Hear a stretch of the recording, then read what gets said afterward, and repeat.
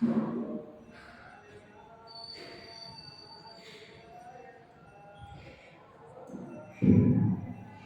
ప్రభువైన యేసుక్రీస్తు నామములో కూడా మీ అందరికీ ప్రభువుగారి వందనాలు తెలియజేస్తున్నాం. అలాగే ఈ సమయంలో మనం ఈ కూడికి ఆరంభించుకునే ముందుగా చిన్న ప్రార్థన చేసుకొని ఈ కూడిని ఆరంభించుకున్నాం.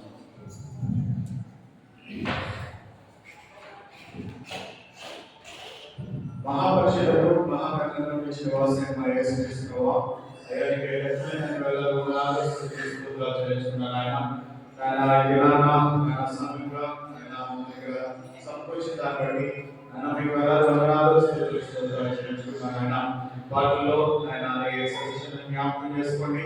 ఆయన ఈ దినాన ఉన్న సాక్ష్యాన్ని ఆయన ఆయన మాకు చెట్టుగా ఆయన మీరు సహాయం చేయండి. ఆయన సాక్షి ద్వారా ఆయన మీరు మాతో మాట్లాడండి. ఆయన బలపరిచేది సహాయం దయచేయండి.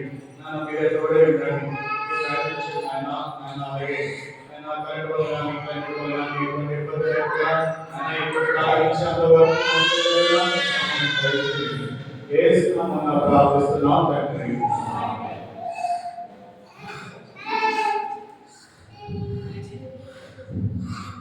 ఈ సమయంలో శివగీతం నుంచి ఒక పాడుకుందాం.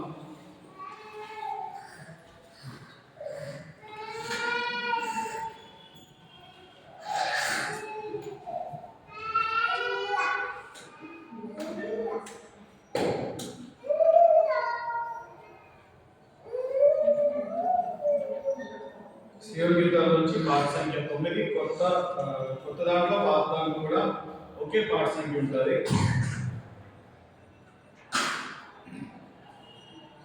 నీవే యెహోవా నా కాపరి, నీవే యెహోవా నా కాపరి, నాకేమి కొదువా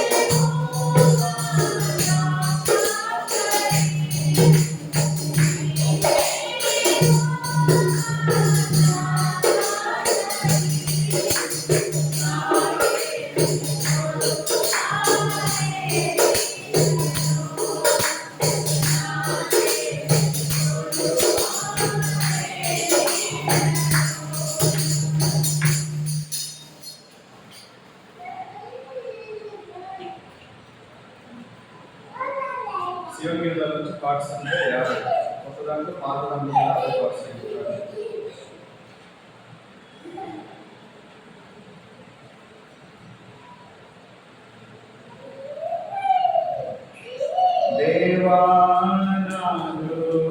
దేవానాదుదయము నీయందు శ్రీరామాయ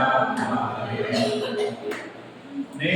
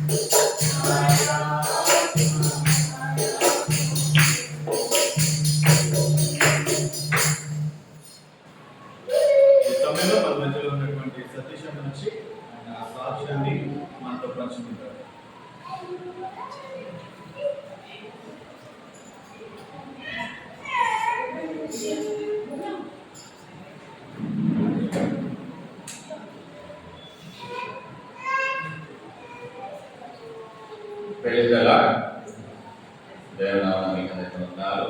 ఈ సమయంలో మరి ఎంతో ప్రత్యేకించి మరి రిక్వెస్ట్ చేయగా సాక్షి ఇవ్వడానికి సంఘంగా గురించిన మీ ప్రభునామం ఎంతైనా ముందస్తున్నాయి ఉన్నారు.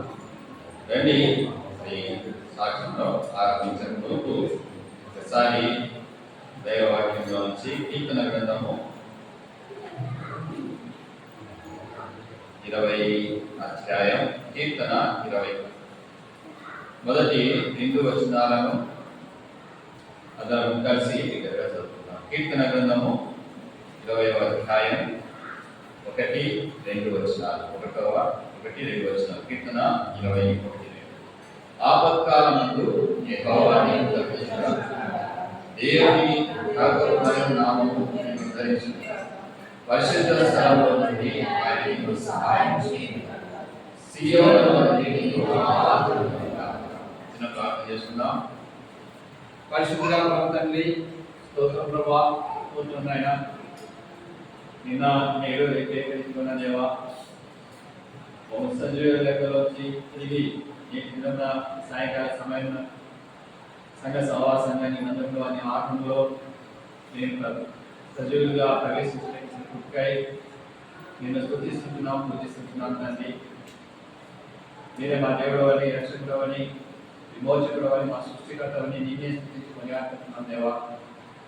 మాకు ఇచ్చిన రక్షణకై స్తోత్రాలు, మాకు ఇచ్చిన పాప క్షమాపణ మారు మనసు కృతజ్ఞతలు చెల్లించుకుంటూ దేవ ప్రభా, క్రీస్తులో మమ్మల్ని ఒక్కటిగా చేసిన ఆయన స్వరంగా సంఘ సహవాసంగా ఒక కుటుంబంగా చేసుకున్నందుకే కృతజ్ఞతలు చెల్లించుకుంటూ తండ్రి అయిన దేవా, మాకు తండ్రిగా, మా పాపగా, మాకు న్యాయపరంగా మా జీవిత కాలంలో మాకుండి మమ్మల్ని నడిపిస్తున్న నీ ప్రేమంతటి బట్టి వందనాలు స్తోత్రాలు చెల్లించుకుంటూ దేవా, నా జీవిత కాలంలో మీరు నాకు అనుగ్రహించిన సాక్ష్యాన్ని యువతని కొన్న సంగతి పక్షంగా పంచుకుంటుండగా సంఘం ఎదుట దేవ ప్రభా సాక్ష్యాన్ని జ్ఞాపకం చేసుకుంటూ దేవ నీరిచ్చిన సాక్ష్యాన్ని దేవ సాక్ష్యాన్ని బట్టి మా ప్రభు రక్షణ యొక్క మరణ భూతాత్మ గురించి నాకు అనుగ్రహించిన సాక్ష్యం బట్టి రక్షణను బట్టి దేవ ఈ బిడ్డలతో అతని సాక్ష్యం పంచుకుంటుండగా జ్ఞాపకం చేసుకున్నాము.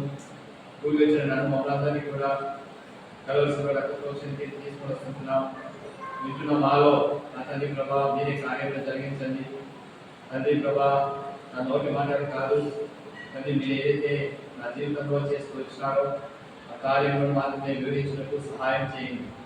సంపూర్ణంగా తండ్రి ప్రభా నా సొంత తలపు సొంత మాటలు మరుగు చేయండి. మీరు ఇచ్చిన సాక్ష్యాన్ని పైకి పెట్టండి తండ్రి.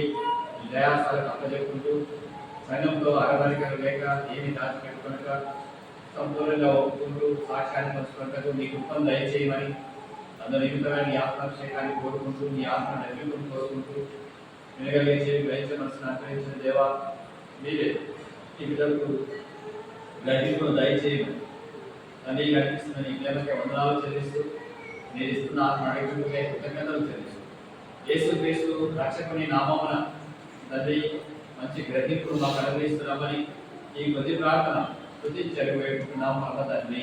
ఆమేన్. మరి ఒక ఆయన గంట సేపు సాక్ష్యం చెప్పినాడంట.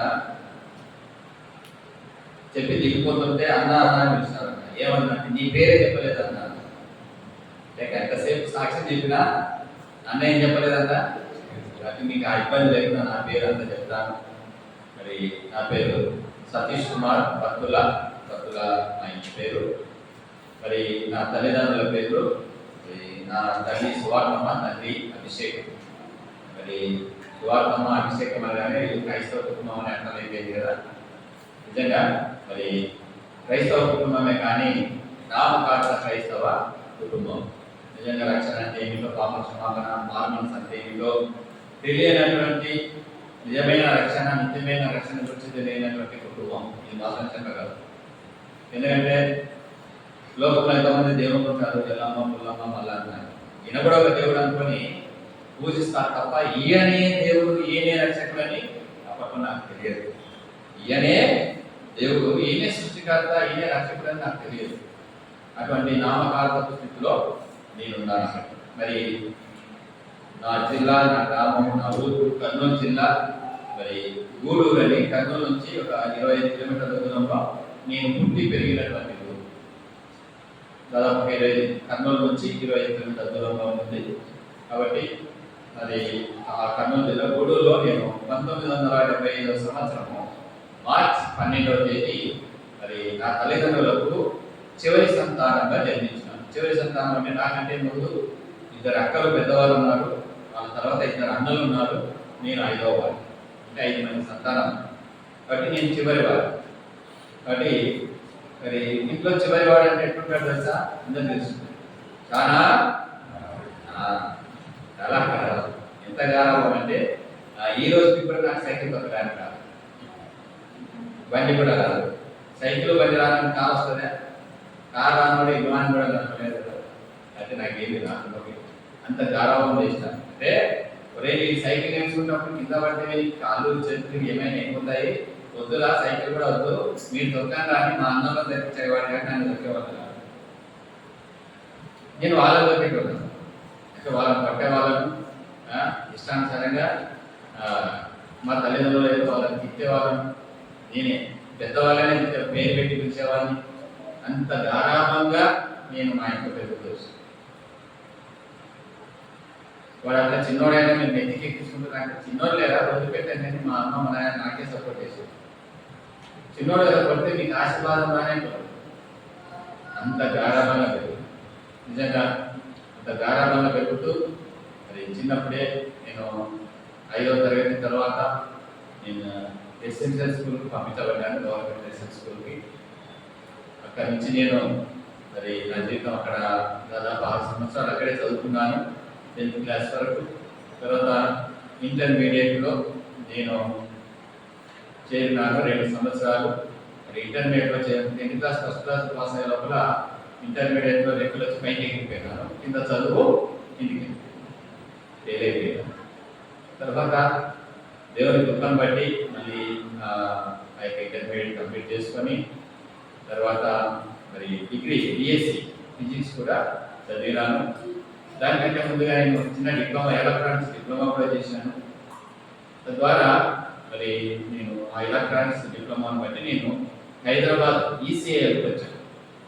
ఈసీఐకి వచ్చి అక్కడ ఈసీఐ కంపెనీలో ముందు అప్రెంటిస్షిప్ ట్రైనింగ్ 1 ఇయర్ జాయిన్ అయినాను. ఆ తర్వాత మరి అక్కడనే నేను 1 సంవత్సరం ట్రైనింగ్ అయిన తర్వాత ఎలక్ట్రానిక్ వర్కింగ్ మిషన్ది అప్పుడే స్టార్ట్ అయ్యింది ఈసీఎల్ కంపెనీలో మ్యానుఫ్యాక్చరింగ్. దాంట్లో చేరవని ఆపర్చునిటీ వచ్చింది కానీ చాలా తక్కువ జీతం ఉందని అప్పట్లో కేవలం 1800 స్టైపెండ్ మాత్రం ఇస్తాము అని చెప్పారు. అది నాకు సరిపోదు కదా అనుకున్నా. లోపల మరి కర్నూలు ఆయన ఒక కంపెనీ ఉంది, ఇన్స్ట్రుమెంటేషన్ కంపెనీ అని. మరి ఆ కంపెనీ వాళ్ళు పిలిచారు, మా దగ్గర పనిచేద్దురా, నీకు ఎక్కువనే ఇస్తాము, ఉండడానికి రూమ్ ఇస్తాము, వండుకోవడానికి గ్యాస్ ఇస్తాము, పొయ్యి ఇస్తాము అన్నారు. ఇదేదో ఆఫర్ బాగుంది కదా ఈ ఉద్యోగాన్ని పెట్టి ఈసీఐలో పెట్టి హైదరాబాద్లో అమీర్పేటలో ఆఫీస్లోనే ఉండడానికి రూమ్ ఇచ్చారు. నిజంగా అన్ని ఇచ్చిన ఫెసిలిటీస్, గ్యాస్ స్టవ్తో సహా ఇచ్చేసి వంట చేసుకొని తిను హాయిగా. అక్కడనే ఉద్యోగం, అక్కడనే తిండి, అక్కడే పడుకోవడం, చాలా బాగుంది. ఒక 6 నెలల తర్వాత నేను బస్ కూడా ఇస్తున్నాను బాగా, ఇంకేముంది అనుకోని సరే అని చెప్పి హ్యాపీగా చేరిపోయినా. చేరేటప్పుడు మరి నన్ను ఇంటర్వ్యూ చేసిన ఆయన అడిగినాడు, నువ్వు దేవుని నమ్ముతున్నావా? నేను నమ్మను అని. దేవుని నమ్ముతున్నావా అంటే నేను దేవుని నమ్మను. ఎందుకు నమ్మవు? దానికి అసలు ఒక స్టోరీ జరిగింది. ఏంటంటే మరి నేను ఇంత ఫెయిల్ అయిన తర్వాత కొన్ని రోజులు దాదాపు ఒక 300 మంది ట్యూటోరియల్ నడిపేవారు, 0 క్లాస్ నుంచి 7th క్లాస్. యాక్చువల్గా అయితే మా నాన్న పబ్లిక్ లైబ్రరీలో ఆయన తనకున్న సమయంలో చిన్న ట్యూటోరియల్ కూడా నడిపేవాడు. మా కుటుంబాన్ని పోషించడానికి ఆయన జీతం సరిపోకపోతే 5 మందిని చదివించాలా, పెంచి పోషించాలా, ఇంటి కట్టుకోవాలంటే ఆయన ట్యూటోరియల్ కూడా చేశాడు. పబ్లిక్ లైబ్రరీగా ఉండేవాడు, ట్యూషన్ కూడా చెప్పాడు. మరి నేను ఫెయిల్ అయ్యే టయానికి ఏమైందంటే అందరూ చదువులో ఉన్నారు. మా పెద్దన్న, మా చిన్నక్క, మా పెద్దక్క పెళ్ళి అయిపోయింది. తర్వాత అందరూ తమ చదువులో ఉన్నారు. మా నాన్న కూడా వేరే ఊరికి ట్రాన్స్ఫర్ అయిపోయింది. ఆ ట్యూటోరియల్ నడిపే బాధ్యత అంతా నా మీద పడింది. దాదాపు నేను 3 ఏళ్ళు ఆ ట్యూషన్ నడిపించడంలోనే ఉండిపోయింది. 3 సంవత్సరాలు నేనే ఒక్కరిని 0 to అంటే 7th క్లాస్ వరకు అందరికీ కూడా ట్యూషన్ చెప్పాను. నాకు అది అలవాటు అయిపోయింది. సో దాదాపు అది 1995 వరకు దాన్ని కొనసాగించాను. 95లో ఇలా చదువులంతా అయిపోయినాయి. నా ఇంటికి వచ్చేసినారు. మా నాన్న రాజ్యంలోకి ట్రాన్స్ఫర్ అయ్యి అక్కడే రిటైర్ కూడా అయిపోయాను. అయితే 95లో మా పెద్దన్న చదువు కూడా పూర్తి అయిపోయింది.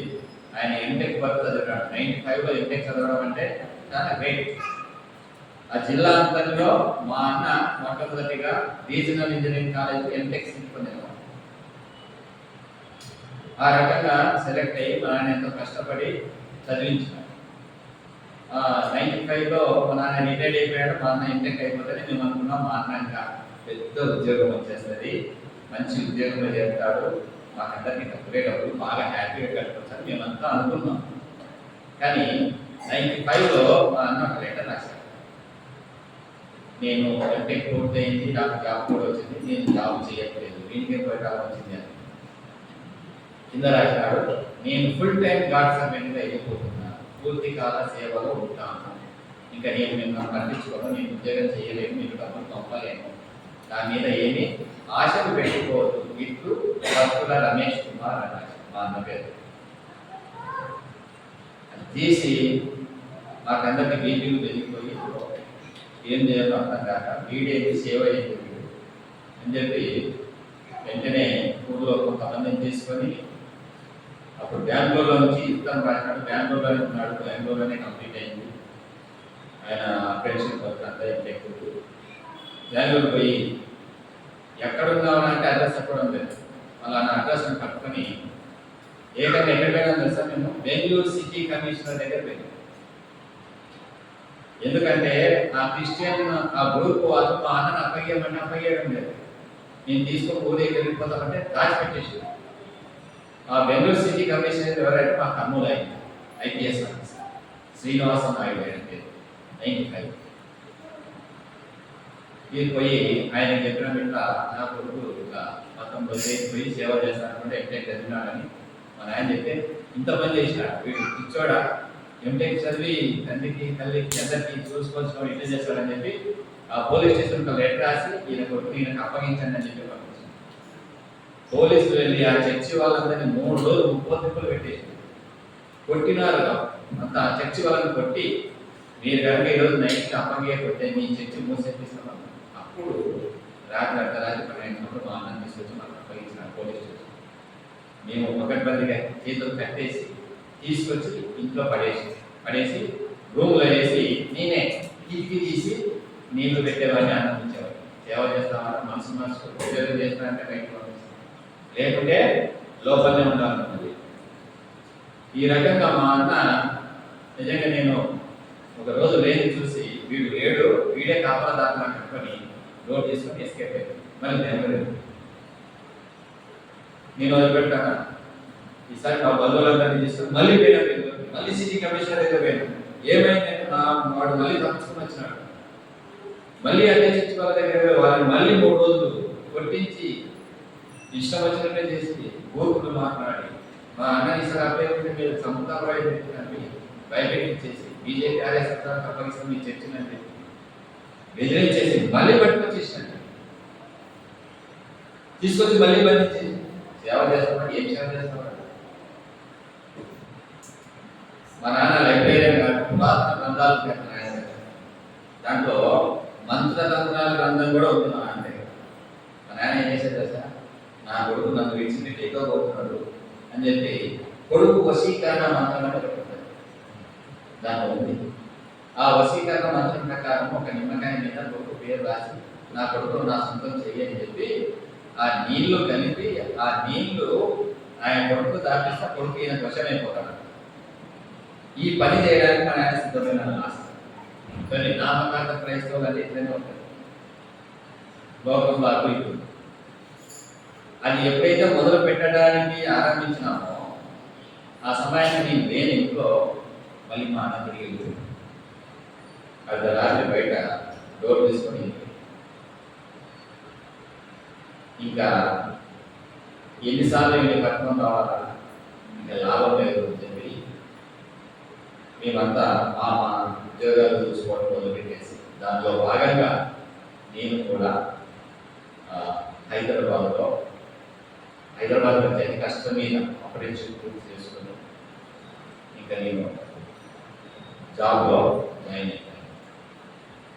హైదరాబాద్ రావడానికి, జాబ్లో జాయిన్ కావడానికి కారణం మా అన్న చేసిన పని. ఎందుకంటే ఇంకో మా అక్క ఉంది, ఆమె పెళ్లి కావాలి, ఇంకా మా రెండో అన్న ఉన్నాడు, ఆయన కూడా ఉద్యోగం కావాలి. మా కుటుంబ పరిస్థితులు, మా నాన్న ఆ యొక్క రిటైర్డ్ అయిపోయినాడు, ఇంకా జీతంలో రాదు, వచ్చి పెన్షన్ కొంచెమే, అప్పుడు చాలా కొంచెం పెన్షన్ 95లో.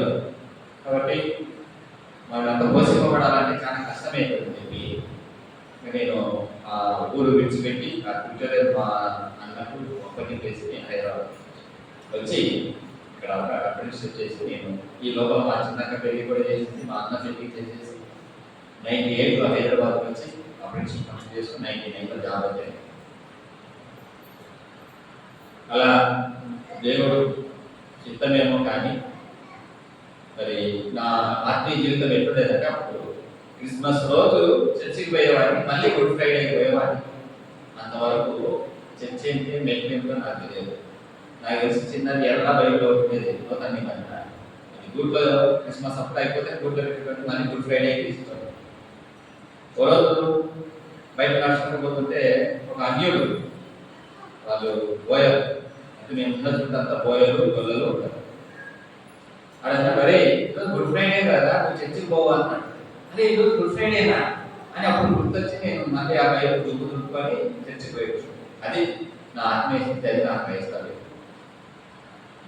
యేసుక్రీస్తు ప్రభు గురించి, రక్షణ గురించి, పాప గురించి ఏమీ తెలియనటువంటి క్రైస్తవ కుటుంబం, క్రైస్తవ జీవితంలో ఉన్నాను. నేను మరి ఇంటర్మీడియట్ చదువుతున్న రోజుల్లో కూడా ఎంతో జలసాగా సినిమా చూస్తూ డబ్బులన్నీ బాగా ఖర్చు పెట్టుకుంటూ తిరిగేవాడిని. ఈ ఖర్చులకు మా అన్న ఉద్యోగం చేసి ఇస్తాను అనుకునేవాడిని. మా అన్న అట్లా చేసిన తర్వాత అప్పుడు నేను వచ్చి హైదరాబాద్లో జాయిన్ అయిపోయి దాదాపు మరి 3 సంవత్సరాలు మంచిగా జాబ్ చేసుకుంటున్నాను. 1999 నుంచి 2001 సంవత్సరంలో నేను జాబ్ చేసుకుంటూ మరి ఒక కంపెనీలో ఉన్నాను. నిజంగా నా జాబ్ ఏంటంటే pharma company R&D centres, doctor Reddy's అని, అరవింద ఫార్మా అని, ఆ R&D సెంటర్లకు ఆ కంపెనీ వాళ్ళు ఇన్స్ట్రుమెంట్ సప్లై చేస్తారు. ఆ ఇన్స్ట్రుమెంట్ నేను సర్వీస్ చేయడము, ఇన్స్టాల్ చేయడము, అవి బాగున్నాయి లేదా సర్టిఫికేషన్ చేయడం, ఇది నా పని. ఇన్స్ట్రుమెంటేషన్ ఉంటుంది, BSc ఫిజిక్స్ ఎలక్ట్రానిక్స్, కాబట్టి నేను ఆ రకంగా జాయిన్ అయ్యాను. తర్వాత BEd చేసి ఏదో టీచర్ అయ్యాం అనుకున్నా, కానీ దేవుని చిత్తం అది లేదు. రేపు టీచర్ కాలేవా, నీకు డబ్బులు లేదు చదివించడానికి మా నాయన అంటే సరే జాబ్లో జాయిన్ అయ్యాను. కాబట్టి ఈ రకంగా హైదరాబాద్కి రావడం, హైదరాబాద్లో జాబ్లో ఈ రకంగా 3 ఏళ్ళు చేసుకున్నాను. ఈ సమయంలో మరి దాదాపు నేను పైన ఢిల్లీ, హర్యానా మొదలుకొని కింద చెన్నై, తిరువనంతపురం వరకు, అటు బాంబే, భువనేశ్వర్ అన్నీ కూడా తిరిగాను. నా జాబ్ పరంగా అన్ని ప్రదేశాలు తిరుగుతూ వచ్చాను. ఈ రకంగా నాకు కొంచెం హిందీ బాగా రావడంతో ఈ రకంగా అన్ని తిరుగుతూ వచ్చాను, అన్ని చూస్తూ వచ్చాను. 2003వ సంవత్సరంలో నేను జాబ్లో ఉన్నప్పుడు ఫోన్ కాల్ వచ్చింది, మీ డాడీకి సీరియస్ ఉందిరా. సరే అని చెప్పి వెంటనే సెలవు పెట్టేసి ఇంటికి వెళ్ళిపోయాను. మరి డాడీ సీరియస్గా ఉంటే ఎక్కడ ఉండాలా?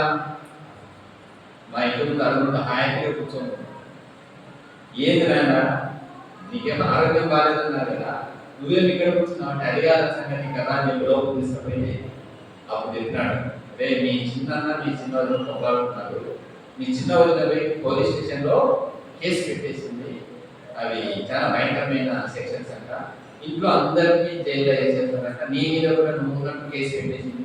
నేను హైదరాబాద్లో అంటే లేదు, నా మనకి నా ఆడపడుచు కూడా నన్ను కొట్టాలని కేసు పెట్టేసినాను.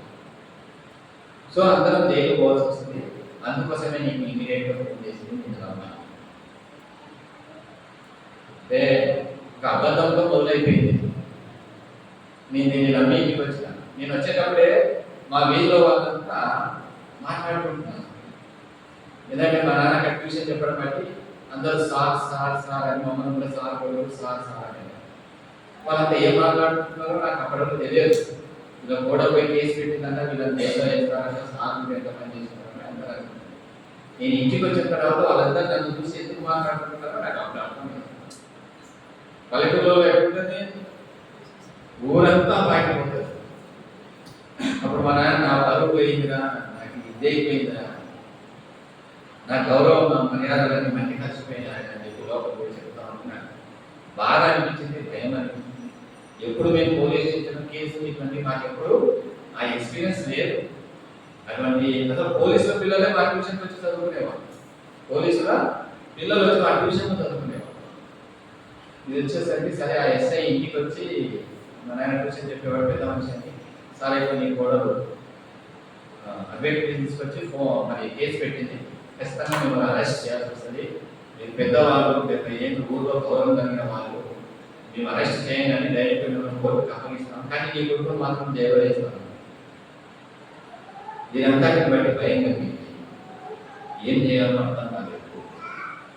మా అమ్మను మా నాన్నను ఉన్న మా అన్నను కూడా తీసుకుపోయి జైలు చేస్తే పరిస్థితి ఏం లేదు, నాకు అర్థం కాలేదు.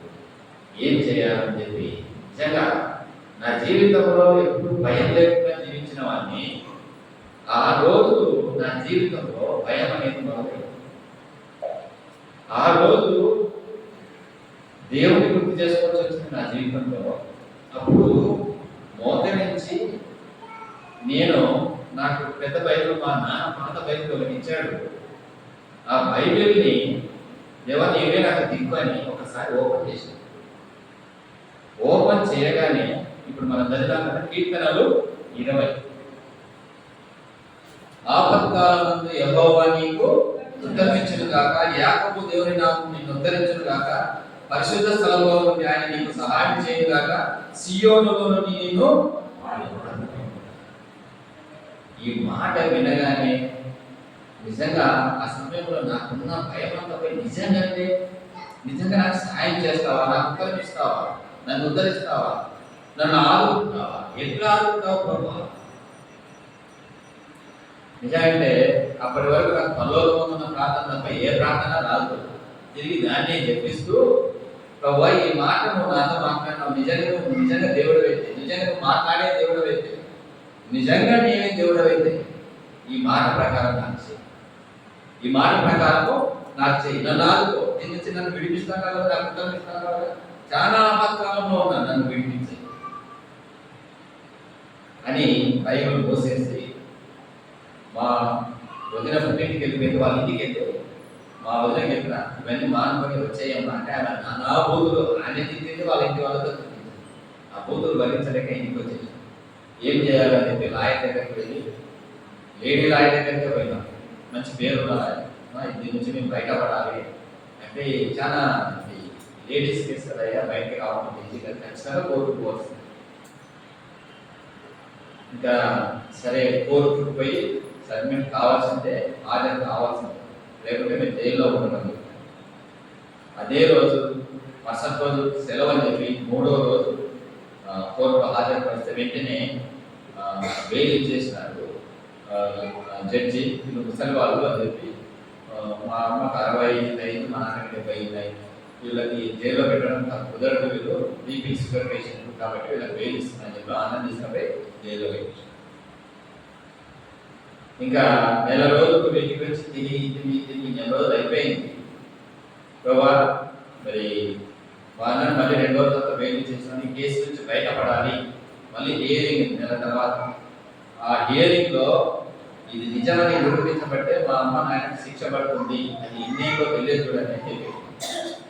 మరి దీనికి ఎట్లా ఏం చేయాలంటే ఆ కేసు పెట్టిన మీ వదిలేనే వచ్చి ఇదంతా అబద్ధము, నేను ఈ తప్పు వాళ్ళు చేయలేదు, నేను ఏదో కోపంలో పెట్టాను మీ ఏదో ఒప్పుకుంటే అప్పుడు ఈ కేసు అంతా పోతుంది అని చెప్పారు. ఇది జరిగే పని. మళ్ళీ మోకరించి నాకు మాట్లాడు దేవుడు అని చెప్పి దేవుడు అడిగినా, నిజంగా మన దేవుడు ఎంత గొప్పవాడంటే కీర్తన 120, కీర్తన గ్రంథం 120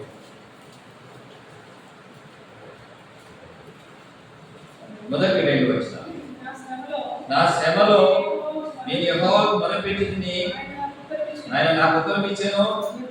యెహోవా అబద్ధమాడు పెదవుల నుండి, మోసకరమైన నాలుక నుండి నా ప్రాణమును, నిజంగా అంటే ఆ అబద్ధమైన పెదవుల నుంచి, మోసకరమైన నాలుక నుంచి దేవుడు 3 నెలల తర్వాత ఇచ్చిన వాగ్దానం చూడండి, 3 నెలల్లోనే 3 నెలల తర్వాత మా వదిన వచ్చి కోర్టులో జడ్జి ముందు అయ్యా తప్పైంది, కోపంలో నీకు ఈ పని చేసినా అని చెప్పి నా అత్త మామ దగ్గరికి వస్తే ఇటువంటి చెయ్యను, నేను మళ్ళీ నేను వెళ్ళిపోతాను, నా భర్తతో ఉంటానని ఒప్పుకుంటే వెంటనే జడ్జి కేసు కొట్టేసి క్లియర్ సర్టిఫికేట్ ఇచ్చి రాజు పడిపోయినారు, కేసు ఏం లేదని కొట్టేసి ఇస్తూ జడ్జి అన్నాడు, లెక్క తీసుకపోయి మీ ఎవరు పోలీస్ స్టేషన్ ఇయ్యా, మీ అన్నకు ఒకవేళ ఉద్యోగం వస్తే కేసు ఉందని ఎవరైనా చెప్తే మళ్ళీ ఉద్యోగం క్లియర్ అయిందని చెప్తున్నారు. 3 నెలల తర్వాత నిజంగా దేవుడు ఇచ్చిన వాగ్దానము ఈ అబద్ధమాడు పెదవుల నుంచి, మోసకరమైన నాలుక నుంచి మాకు విడుదల కలిగింది. ఇప్పటి నుంచి నేను దేవుడిని వెంబడించడం, దేవునికి ప్రార్థన చేయడం, దేవుడి వాక్యం చదవడం, దేవుడు ఉన్నాడు నా జీవితంలో, దేవుడే ఉన్నాడు, ఇంకా ఎవరు లేరు మనకు అనేటువంటి నిజంగా ఈ లోక గౌరవ మర్యాదలన్నీ కూడా ఏది మనల్ని కాపాడవు, ఏది మనల్ని రక్షించవు, దేవుడే మనలను రక్షిస్తాడు. ఈ నమ్మకం, ఈ విశ్వాసం నాకు కలిగినప్పటి నుంచి అప్పటికి మరి ఆ తర్వాత 2004 సంవత్సరం వచ్చేసింది. మరి ఆ కేసు నుంచి దాదాపు 2003 చివరిలో నుంచి 2004 ఫిబ్రవరి వరకు కేసు అయిపోయింది. ఇంకా అప్పటికి నాకు 29 సంవత్సరాలు. అంత కేసు నుంచి అయిపోయి బయటకు వచ్చేసినాము. ఇంకా తర్వాత మా అమ్మ ఫోన్ చేసింది, నేను మళ్ళీ వచ్చి హైదరాబాద్లో జాయిన్ అయినా, ఉద్యోగం చేసుకుంటున్నాము. నెల తర్వాత కేసులు అన్నీ అయిపోయినాయి, ఇంకా కొన్ని పెళ్లి చేసేస్తామంటే నీకున్న కోడలతోనే నువ్వు ఏగలేకపోతున్నావు, పోలీస్ స్టేషన్ తిరుగుతున్నావు, మళ్ళీ నీకు వచ్చిన కోడలు ఎటువంటిది వస్తుందో నీకు ఎందుకు వచ్చిందమ్మా, ఆల్రెడీ నాకు దాదాపు 30 ఏళ్ళు వచ్చినాయి, నాకు తర్వాత బీపీనో షుగర్ వస్తుంది, నేను దాన్ని పోషించుకుంటూ బతుకాను, నాకు పెళ్లి వచ్చిందండి అని చెప్పేసి అంతటితో ఫోన్ పెట్టేసిన మా అమ్మ వదిలిపెట్టలేదు. రోజు ఫోన్ చేయడం, ఏడవడం, బ్రెయిన్ ఒక్కని మీద పెళ్లి చేసుకోరా. అప్పటికి మా అన్న సేవకి వెళ్ళిపోయి శ్రీలంకలో అక్కడంతా సేవ చేసుకుంటూ అక్కడనే సేవలో పెళ్లి చేసుకొని పెళ్లి పిల్లలు పుట్టినారు. అక్కడ పిల్లల ఫోటో కూడా పంపించేసి నా పెళ్లికి ముందే ఇదంతా జరిగిపోయింది. నీ పెళ్లి జరిగితే నీ అన్న కూడా వస్తాడా అని ఆశ పెట్టింది. సరే ఏం చేయాలో నాకు అర్థం కదా, వద్దామా అంటే నన్ను ఏడుస్తూ ఉంది. నీ పెళ్లి అయిపోతే మనకి ఏముండదు, బాధ్యతలన్నీ ఏం చేయాలా, సరే మనం పోయి పెళ్లి కూతురు చూసుకొచ్చుకో, వచ్చి నేను తాళి కట్టేస్తాను, చేసేలా తాళి కట్టేది, నేను తాళి కట్టలేము, లేదురా నీ చూసొచ్చినా నువ్వు చూడాలి కానీ. సరే కన్ను మీద చూసేసినాను. చూసిన తర్వాత మా అమ్మ అడిగింది, చెప్పిందిరా చేసుకుంటావంటే, అమ్మా నువ్వు లైన్ పెట్టి ఇంకా ఎంతమంది చూపించాలనుకుంటున్నావు, సంతలో గేదెలు చూపించినట్టు నేను ఒకటేసారి పెళ్లి చూపులు చూస్తా, ఎన్నిసార్లు ఇంకంటే మళ్ళీ పెళ్లి చూపులు అనేది నా జీవితంలో ఉండకూడదు, అదే లాస్ట్ అదే ఫస్ట్ అని చెప్పి అది గుడ్డిదో నడిదో నల్లదో తెలుగుదో పనులు బయటకు వచ్చినాయో ఎట్టున్నా చేసుకుంటా తల్లి, నీ బాధ నేను పడలేదు, ఎట్టున్నా చేసుకుంటా తల్లి అని మా అమ్మకి చెప్పేస్తే సర్లేనా అని చెప్పి నేను వచ్చేసిన తర్వాత మళ్ళీ వాళ్ళకి ఫోన్ చేసి, ఏమ్మా నాకు ఆ పిల్ల నచ్చలేదు, నువ్వు ఇంకో పిల్లలు కూడా, నేను చెప్పినా కదా నీకు, నేను లైన్ పెట్టి గేదెలు చూడడానికి, నేను గేదెల వ్యాపారస్తుంది కాదు, అలా చూసేది గేదెలు కాదు, నేను చూసేది ఒక్కటే నేను చూడను, నాకు అక్కడ చూడడం చాలా అసహ్యము, నాకు వద్దు, నేను అక్కడ చూడాలని చాలా అసహ్యంగా ఉంటుందమ్మా అని చెప్పి మా అమ్మ మళ్ళీ ఒకసారి ఫోన్ పెట్టేసి మళ్ళీ ఏడవడం మొదలు. తల్లి ఏడిస్తే కొడుకు ఏడుంటుంది, చాలా హృదయ విదారకంగా ఉంటుంది. మళ్ళీ అడిగి నన్ను ఏం చేయమంటారు, మళ్ళీ ఏడు ఆగాలంటే ఏం లేదురా అంత ముందు చూసిన అమ్మాయి 8 గంటల వరకు లేవదంట, 10 గంటలకు లేచి టిఫిన్ చేస్తాను అమ్మాయి. ఇప్పుడు నన్ను ఏం చేయమంటా, మరి అటువంటి అమ్మాయి నీకోసం నువ్వు డ్యూటీకి పోయేటోడికి నీకు టిఫిన్ చేసి క్యారీ పెట్టి పంపించాలి కదా, ఆమెనే 10 వరకు అనుకుంటే ఎట్లా, నేనే ఆమె చేసి పెట్టలేను అంటే అది కాదురా, నీకు ఇంకో పెళ్లి సంబంధం చూసినట్టు ఇంకా చూడొద్దు అని. లేదు ఇప్పుడు నా తమ్ముని కూతురు ఉంది, నువ్వు అమ్మాయి కూడా, నీ తమ్మునే కూతురే కదా, నువ్వే చూసుకో, నేను పెళ్లి సమయం నుంచి తాగి ఆడలేదు, లేదు వాళ్ళు నిన్ను చూడాలనుకున్నారు. ఇదే కేసు ధ్యానం రివర్స్ ఉంది అనుకోండి. సరే ఎక్కడ ఉన్నారు వాళ్ళు? కర్నూలులోనే ఉన్నారు. కాదు కాదు, ఎక్కడ అంటే వరంగల్ దగ్గర. వరంగల్ దగ్గర నుంచి ఎక్కడన్నా వరంగల్ అవతల 150 కిలోమీటర్లు ఏటూరు నాగారం. ఏటూరు నాగారం దగ్గర ఏటూరు నాగారం అవతల మళ్ళీ 10 కిలోమీటర్లు అక్కడ ఒక కంపెనీ ఉంది. ఆ కంపెనీలో మీ మామ పనిచేస్తాడు. అక్కడ క్వార్టర్స్ లో మీ మామ ఉంటాడు. నాకు అనిపించింది 7 సముద్రాలు అవతల ఒక చెట్టులో ఒక తొర్రలో ఒక చిలుక అన్నట్టు. నేను అంత దూరం, నేను హైదరాబాద్ లో ఉన్నప్పటికీ అంత దూరం నేను చూడానమ్మా. నీవే పోలేదు. లేదు లేదు, నేను వస్తున్నా హైదరాబాద్, కానీ మా అమ్మ, మా అక్క, మా చిన్న బావ వచ్చి నన్ను తీసుకొని మరి ఆ ఊరికి, దాదాపు కర్నూలు నుంచి ఆ ప్లేస్ 500 కిలోమీటర్లు. ఆ టైంలో అంత దూరం అవసరం అమ్మ, నీ తమ్ముడు ఇక్కడికి ఎందుకు వచ్చినాడు, ఇక్కడికి రావడం అవసరం అన్న. లేదు లేదు, పోదాం నా చెప్పి తీసుకొని. నిజంగా నా హృదయంలో ఒక కోరిక ఉండేది. నేను ఎలాంటి నిజమైన క్రైస్తవంగా లేను, పోనీ ఒక క్రైస్తవ కుటుంబంలో పెళ్లి చేసుకోవాలి అనుకునేది. మంచి క్రైస్తవ కుటుంబంలో, మంచి క్రైస్తవ కుటుంబంలో పెళ్లి చేసుకోవాలనుకునేది. సరే, ఆ హృదయంలో నాకైతే అది ఉండేది. ఇంకా మా అమ్మ తమ్ముడు కుదరంటే, మా అమ్మ తమ్ముడు కుదరంటే, మా అమ్మ తమ్ముడు కూడా మా అమ్మకాత క్రైస్తవుడే, అట్లనే ఉంటాడులే. సరే అని ఫస్ట్ ఫ్లోర్లో ఉంటారు, కంపెనీ క్వార్టర్స్. పోయి మెట్లెత్తుంటే మా అత్త కూడా ఎదురైంది. నాయన ఆమె ఏమనిందో నాకు అర్థం కాలేదు, కానీ సరే చెప్పి బయట తీసుకుపోయింది. మా అత్త కూడా కానీ మా మామ బతికే ఉన్నాడు, ఈమె తిట్టుంది అని. మా మామ బతికే ఉన్నాడు, ఈమె తిట్టుంది అంట. ఏమంటే ఏమి లేవు, తాళి లేవు, మెట్టెలు లేవు, గాజులు లేవు, ఈ పోగులు లేవు, ముగ్గు రాయి లేవు. మా మామ బతికినాకని ఈమె ఇంత తయారైంది అనుకుంది. సరే, ఇంటికి పోయినాము, కూర్చున్నాము. అందరూ వచ్చి నాయన ఏదో చెప్తున్నారు, నాకు ఏది అని అర్థం కాలేదు. తర్వాత అర్థమైంది, ప్రేజలాడు నాయన అంటున్నారు. నాకు తెలియదు, ఇంట్లో పోతే నేను క్రైస్తవులా కాదని చూస్తే యేసుక్రీస్తు ఫోటోలు ఎక్కడ లేవు, అన్ని ఫ్రేమ్లు ఉన్నాయి, సర్టిఫికెట్ అలా. ఇంకా ఈ ఫ్రేమ్లో చూస్తే తర్వాత అర్థమైంది, సార్వత్రిక సంఘ వాగ్దానాలన్నీ ఉన్నాయి. యేసుక్రీస్తు ఫోటోలు, మేల్మాల ఫోటోలు, శిలువ బొమ్మలు, ఇవేమి లేవు. ఇవేం క్రైస్తవులు ఆయన. తర్వాత సంఘం నుంచి అందరూ వస్తున్నారు, ఆడవాళ్ళు, మగవాళ్ళ నుంచి పురుషోత్తం అన్న బిడ్డను చూసుకోకపోతే ఇంకా పిల్లగాడు వచ్చినాడు, తెలంగాణ పక్క అని చెప్పి అందరూ వచ్చి పేజలాడు నువ్వు కూడా పేజలాడని మా మామ. సరే, అప్పుడు పేజలాడని వాళ్ళకి ఎందుకు చెప్పడం మొదలు. తర్వాత సేవకు వచ్చినాడు, సంచేసుకొని తెల్లబడ్డ వేసుకొని వచ్చినాడు. రా బ్రదర్, ప్రార్థన చేయాలి. ఈ ప్రార్థన చేసిన నేను అప్పుడే కూర్చోబెట్టి వెంటనే పురుషోత్తం నాలో వచ్చినాడు, ఎంగేజ్మెంట్ పెళ్లి కానీ ఆయన ప్రార్థన చేస్తాను. ఇప్పుడు ఏదైనా ఆయన తీసుకున్నప్పుడు వచ్చిన అప్పుడే ప్రార్థన చేసేస్తున్నాను.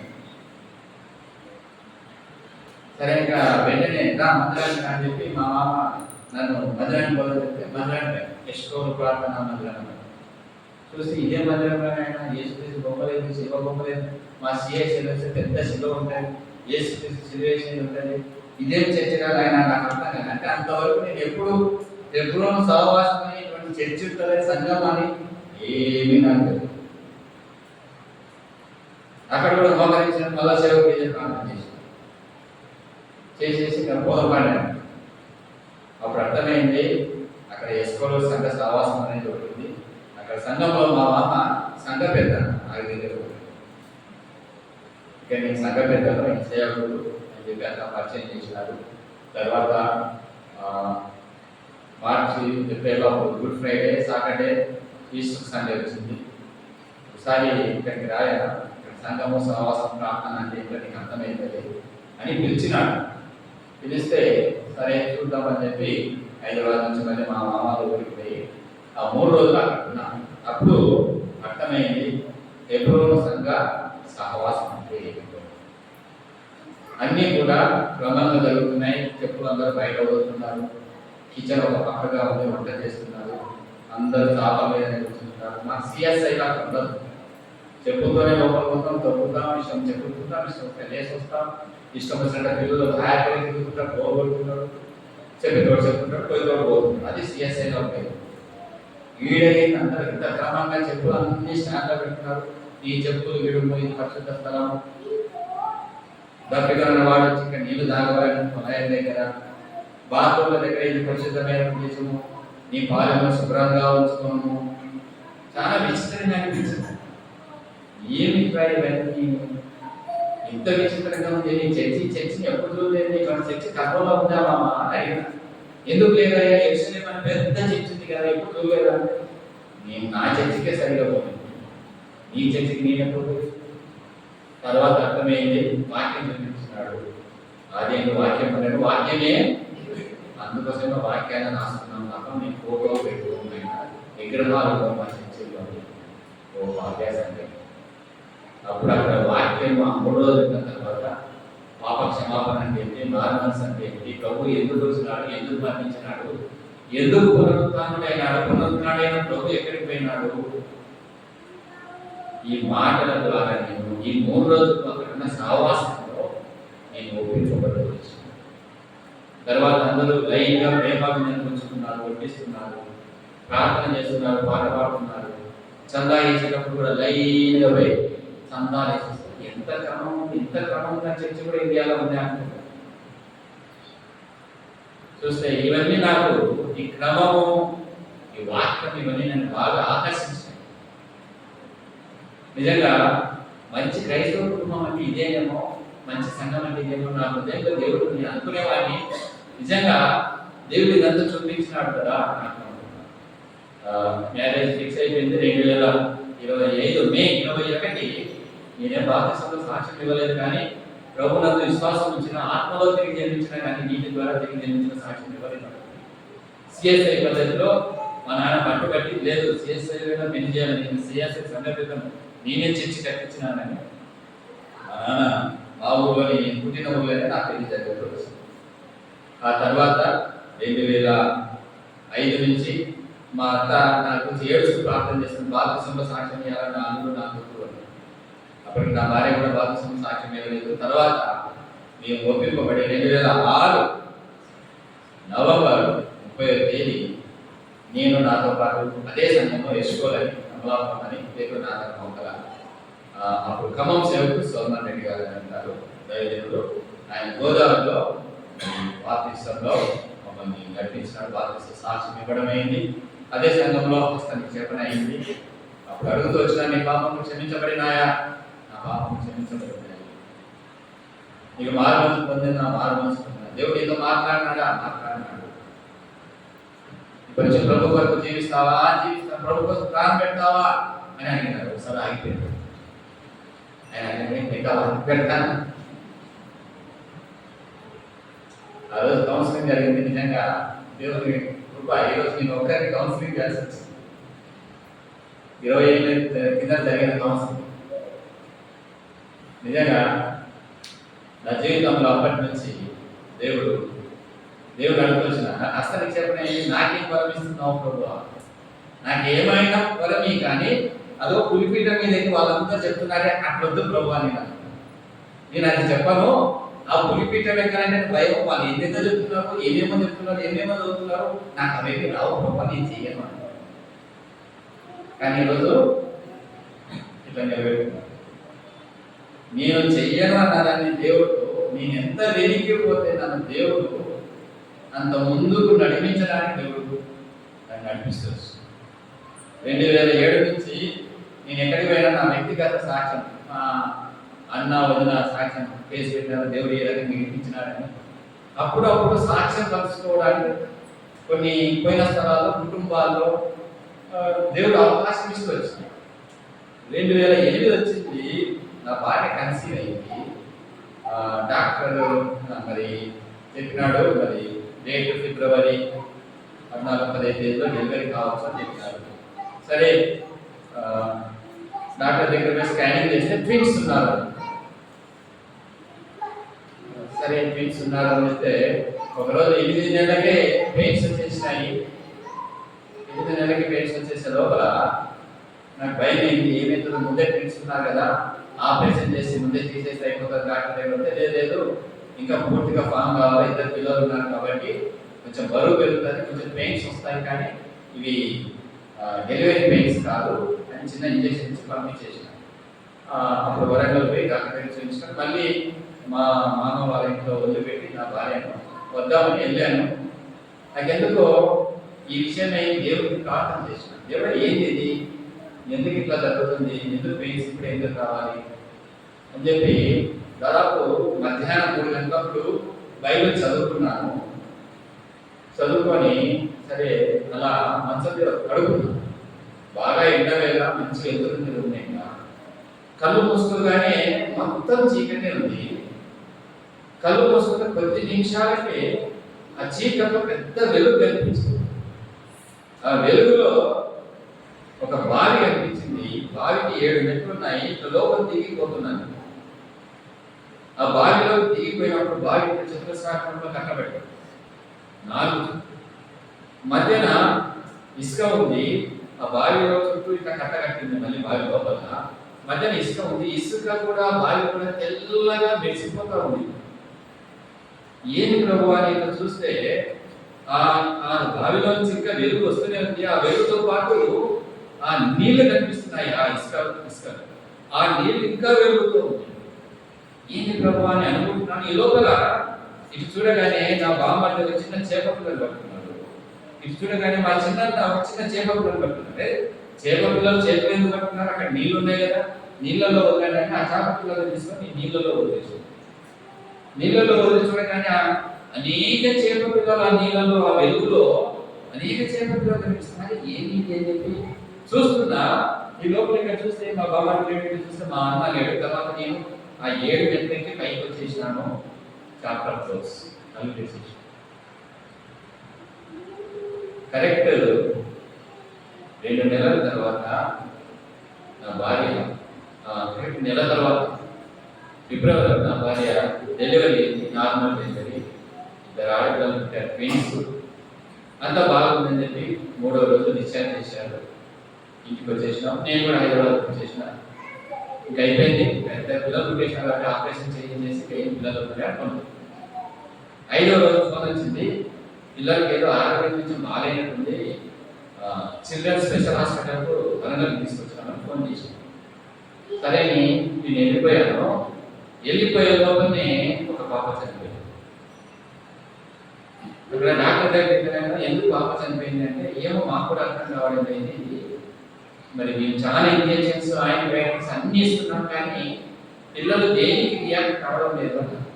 ఇప్పుడున్న బాబు పరిస్థితి ఎప్పుడు నేను హైదరాబాద్ తీసుకుపోయి బతికించుకుంటా అంటే నేను గ్యారెంటీ ఇవ్వలేను, తీసుకుపోయేటప్పుడే చనిపోవచ్చు. తర్వాత 3 గంటలంతా ఈ పాప కూడా చనిపోయింది. సరే 2 పిల్లల్ని తీసుకున్నాము. ఏం జరుగుతుందో నాకు అర్థం కాలేదు. చాలా దుఃఖం కలిగింది. ప్రభు ప్రార్థన చేస్తూ వచ్చిన నిజంగా ఆ వరంగల్లో ఉన్న ఎప్పుడు సంఘాల వాళ్ళంతా వచ్చినారు. ఎందుకంటే మా మామ సంఘం పెద్ద కదా, అలాంటి సంఘం నుంచి అక్కడ అమలాపురం సంఘం నుంచి వచ్చినారంటే నిజంగా చాలా ఐక్యత ఒక సంఘాలకు. కాజీపేట, హన్మకొండ, వరంగల్లో ఉన్న సంఘాలు ఎక్కువ సమాసంతా సేవకులు పెద్దలందరూ వచ్చినారు. వచ్చి అరే ఏం ఇట్లా జరిగింది, ఇట్లా జరిగింది ఎంత అనుకుంటున్నారు, మరి ఏం చేద్దామన్నా, ఎక్కడ పాటి పెడదామా అని వాళ్ళు మాట్లాడుతున్నారు. వాళ్ళు వచ్చి నన్ను అడిగినారు, తమ్ముడు ఎక్కడ పాటి పెడతామంటే అన్న ఎక్కడైనా పాటి పెట్టిన క్రిస్టియన్ పర్యావరణంలోనే పాటి పెట్టాను. మాకు కొంచెం టైం బ్రదర్ అని చెప్పి వాళ్ళు ఒక బ్యాప్టిస్ట్ చర్చ్ వాళ్ళది వరంగల్లో క్రిస్టియన్ పర్యావరణంలో ఉంటే వాళ్ళని పర్మిషన్ అడిగితే అదే చిన్నపిల్లలు అయితే పర్మిషన్ ఇస్తాము పెట్టుకోండి. సరే అని చెప్పి నేను ఆ పర్యావరణంలో పిల్లల్ని తీసుకొని పాటి పెడతామని చెప్పి అక్కడికి వెళ్ళినాము. నిజంగా సందర్శకులు ఆల్రెడీ చిన్న చతురస్రాకారంలో నిజంగా తవ్వి ఇటుకలు పెట్టి కట్టి రెడీ చేసేసాడు. మధ్యన ఇసుక పోసేసాడు. నిజంగా నేను ఆ సమాధి దగ్గర పోయి నిలబడ్డాను. ఇటు ఒకవైపు నా పాపని ఒక పాపను ఎత్తుకున్నాడు, ఇటువైపు మా అన్న ఒక పాప. ఇప్పుడు నాకు ఆ దర్శనము ఇప్పుడు గుర్తొచ్చింది. సేవకు వచ్చినప్పుడు చీకటి పడంతో తన లైట్ వేసినాడు. ఆ లైట్ కానీ నిజంగా ఆ చిన్న సమాధి నిండా ఆ లైట్ కనపడేటప్పుడు ఎంతో వెలుగుతో అప్పటికే చీకటి పడడం. నేను ఆగిపోయిన అయిపోయాను. దేవుడు జరగబోయే వారికి ఇట్లా కూడా చూపిస్తాడా? మా అన్న వచ్చి కలిస్తున్నాడు, ఏదా మా లోపల పెట్టేయాలి. తర్వాత సరే అని చెప్పి భూస్థాపన చేసేసి బయటికి వచ్చేసాను. తర్వాత నేను దేవుడికి ప్రార్థన చేసినప్పుడు జరగబోయే దేవుడు నాకు ముందే తెలియజేసినాడు. నేను తీసుకుంటున్నానని దేవుడు ముందే నాకు తెలియజేసినాడు. దేవుడే తీసుకున్నాడు. నేను దీని గురించి బాధపడాలి, అది దేవుని చిత్తమే అని చెప్పి సరే నాకు కానీ మా ఇంటి వాళ్ళందరికీ సాక్ష్యం చెప్పాను. కానీ మీరు ఎవరు దేని గురించి మాట్లాడదండి, దేవుడి చిత్తం వహించినాడు, దేవుడు చూపించినాడు. నాకు ఆ సంవత్సరం వాగ్దానంలో కూడా దేవుడు యెషయా 33:17 నీవు అలంకరింపబడిన నా కనులారా ఆ వెలుగు కలిగిన ఆ దర్శనాన్ని చూసిన నీవు కంటావు కానీ నీ పిల్లలు మరి ప్రయకాలు అనే ముందు నేను వారిని తీసుకుంటానని ఆ యొక్క 33లో ఆ మాటలు నేను చదువుతూ వచ్చాను. నాకు దేవుడు ఏ వాగ్దానించినా నేను చదవటానికి వాళ్ళు ఈ రకంగా నిజంగా 2008లో ఈ సంఘటన జరిగిన తర్వాత ఇంకా నేను దేవుడికి దగ్గర అయితే వచ్చిన, ఇంకా ప్రార్థనలో గడపడం మొదలైంది. దేవుడు ఇప్పుడు అంటున్నాడు, నువ్వు వెళ్ళి సాక్ష్యం మనసుకో, నువ్వు వెళ్ళి నా సువార్త చేయి, నా పని చేయి. వద్దు ప్రభు నేను చేయలేనని నేనేం 2009లో నిజంగా అనేక చోట్ల సువార్త చేయడానికి ఇంత ముందుకు రాగలిగిన, ఎక్కడ సువార్తకే చేరుతున్నా కానీ పరిచయకి వెళ్ళమంటే నేను పరిచయకి వెళ్ళడానికి ఏ మార్గం ముందుకు రావు. ఈ రకంగా పోయిన చోట్ల చిన్న సాక్ష్యం మార్చుకుంటున్నాను కానీ ప్రభు చెప్తున్నాడు లేదు నా పరిచయం చేయాలని మాట్లాడు. 2010లో క్లియర్గా మాట్లాడుతూ వచ్చినాడు, ఈ సంవత్సరాంతంలో నీవు మరణించదు. నిజంగా నమ్మరు, ఇలాగే కళ్ళు వస్తున్నా తెల్లటి తెర మీద నల్లటి అక్షరాలు వచ్చినాయి, ఈ సంవత్సరాంతమందు నీవు మరణించదు. ఏ రకంగా హిజ్కియాకు వార్నింగ్ ఇచ్చినాడో సేమ్ అటువంటి వార్నింగ్ నాకు వచ్చింది. వెంటనే లేచినాను, మోకరించినాను, ప్రభా నేను నీ పని చేయాలి కదా, చేస్తాను. నన్ను ఈ సంవత్సరాంతం తీసుకుంటా అంటున్నావు కదా, జనవరిలో నాకు దర్శనం వచ్చింది, డిసెంబర్లో కన్నా బతికి నేను అని ప్రార్థన చేశాను. 2010లో డిసెంబర్ వరకు బతికి ఈ సంవత్సరం నేను ఈ పని చేస్తాను అని చెప్పి నిజంగా ప్రార్థన చేసుకున్నాను. ఆ నెలలో నేను బెంగళూరుకి వెళ్ళాను. బెంగళూరులో బేతనియా అని చెప్పి ఒక సహవాసం అందరికీ ఉంటుంది. నేను ఎక్కడికి వెళ్ళినా నేను ఆ ఉద్యోగం అయితే నేను మన సంఘాలు ఎత్తుకొని అక్కడికి వెళ్ళి అక్కడనే సహవాసంలో ఉండేవాడు, అక్కడనే స్టే చేసేవాడు. ఆ సేవకుల దగ్గరికి వెళ్తే రాను అని చెప్పి అన్న చేర్చుకున్నాడు. అక్కడికి పోతే కూడా అన్న సాక్ష్యం చెప్పాడు, వాక్యం పంచుకున్నాడు. ఎక్కడికి వెళ్ళి ఇదే బాధ ఆయన అనుకున్నాడు. అన్న ఒక సాక్ష్యం పంచుకుంటాను కానీ వాక్యం చెప్పలేను అన్న. ఏం కాదన్న, దేవుడు నిలబెట్టాడు. హైదరాబాద్ నుంచి వచ్చినావు, ఈ హైదరాబాద్ నుంచి వస్తే మనం గొప్ప అనుకున్నాం.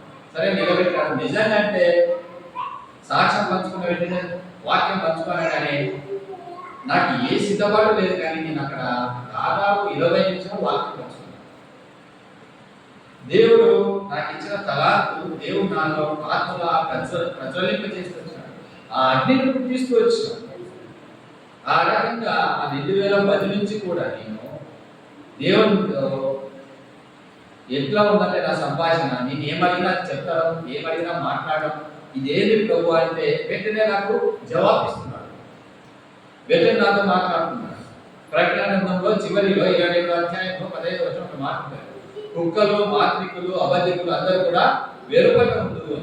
ప్రభు వీళ్ళందరూ మనుషులు కానీ కుక్కలని జంతువు పేరు ఎందుకు పెట్టినావు ఆయన అని అడిగాను. జంతువు పేరు ఎందుకు పెట్టినావు ఆయన అని అడిగాను. అప్పుడు దేవుడు అన్నాడు, 2 పేతురు 2:22, 2 పేతురు 2:22,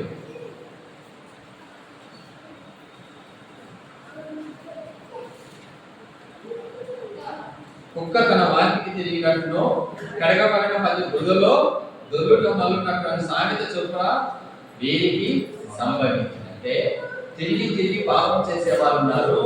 వాళ్ళని దేవుడు ఎవరితో పోలుస్తున్నాడు? కుక్కతో పోలుస్తున్నాడు. ఈ రకంగా చెప్పుకుంటూ పోతే తెల్లవారుతుంది. కానీ అంటే దేవుడితో సహవాసం నాకు ఇలా ఉంటుంది. ఏం అడిగినా దేవుడు, ఏ మర్మం అడిగినా, ఏ వాక్యం అడిగినా ప్రభువా ఇదేం చేయాలి దేవుడు నాకు చూపిస్తూ వచ్చి ఆ తర్వాత 2000 ఆ మందిరంలోనే వాక్యం అయిన తర్వాత ఒకరించి ప్రార్థన చేస్తే గోడ మీద నీ కన్నీటిని చూసి తిని నీ ప్రార్థన అంగీకరించని హిజ్కియా ఏదైతే ప్రార్థన జవాబు వచ్చిందో ఆ జవాబు వచ్చింది.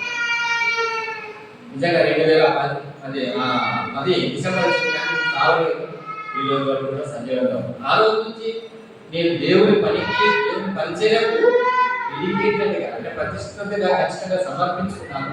కానీ జాబ్ చేస్తూ ఉన్నాను. అప్పటి నుంచి తర్వాత సంఘంలోకి వచ్చాను. 2011లో మరి అనేక సంఘాల్లో ఉంటూ వచ్చినాను. 2008 నుంచి ఒకే సంఘానికి పోయినాము. 2008 ఆ సంఘంలోకి 2007 ఆ సంఘానికి పోయిన వెంటనే గొడవలు జరుగుతున్నాయి, పోలీసులు వచ్చినారు. ఇదేంటి ప్రభా, అడుగు పెట్టిన మొదటి ఆకారమే సంఘంలో పోలీసులు గొడవలు ఉన్నాయి ఏంటి అనుకున్నాను. అప్పటి నుంచి ఇంకా మళ్ళీ ఇప్పుడు పోలీసులు రాలి గొడవలు అయితే జరిగినాయి. కొంతమంది పక్కన పెట్టారు, పరిచయంలో వాడకుండా గొడవలు జరిగి పూసులు అయినాయి. అయినా జరుగుతూ వచ్చింది.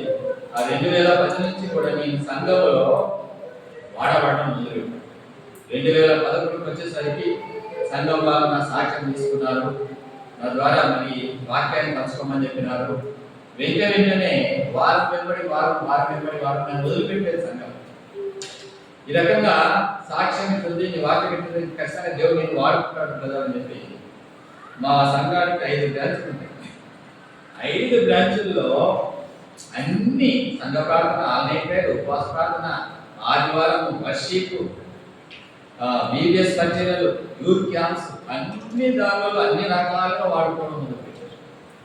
ఎట్లా అంటే పప్పు రుబ్బుతా చూడండి ఉండవు.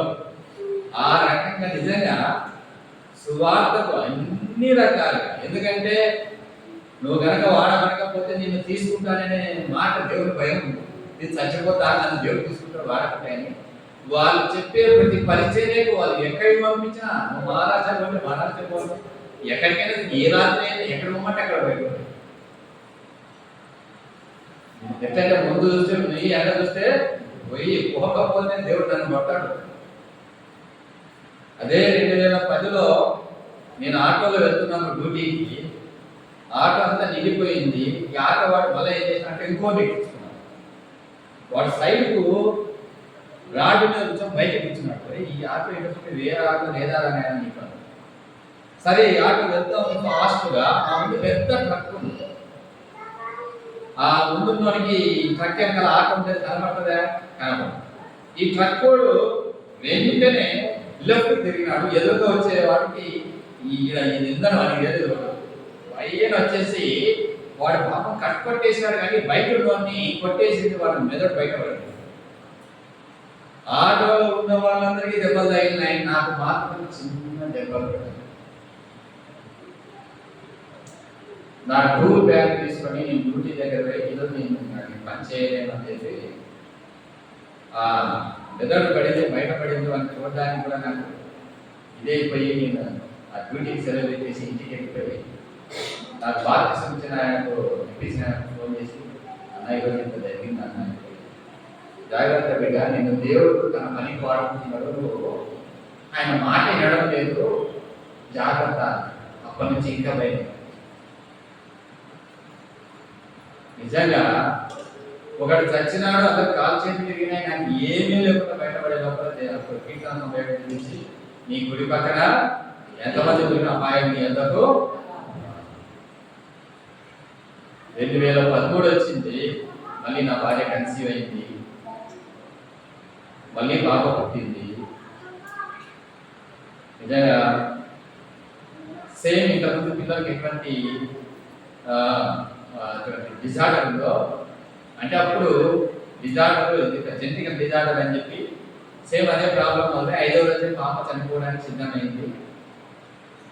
అక్కడ ఉన్న డాక్టర్ ఇది ఏం జరుగుతుంది, మనం టెస్ట్ చేయాలని చెప్పి వెంటిలేటర్ కింద పెట్టి ఆ బ్లడ్ తీసి టెస్ట్ అన్ని స్క్రీనింగ్ చేస్తే ఇది ఒక డిజార్డర్, జెనెటికల్ డిజార్డర్. ఇది మనం ఏం చేయలేము, దేవుడి చేతుల్లోనే అంతా ఉంటుంది.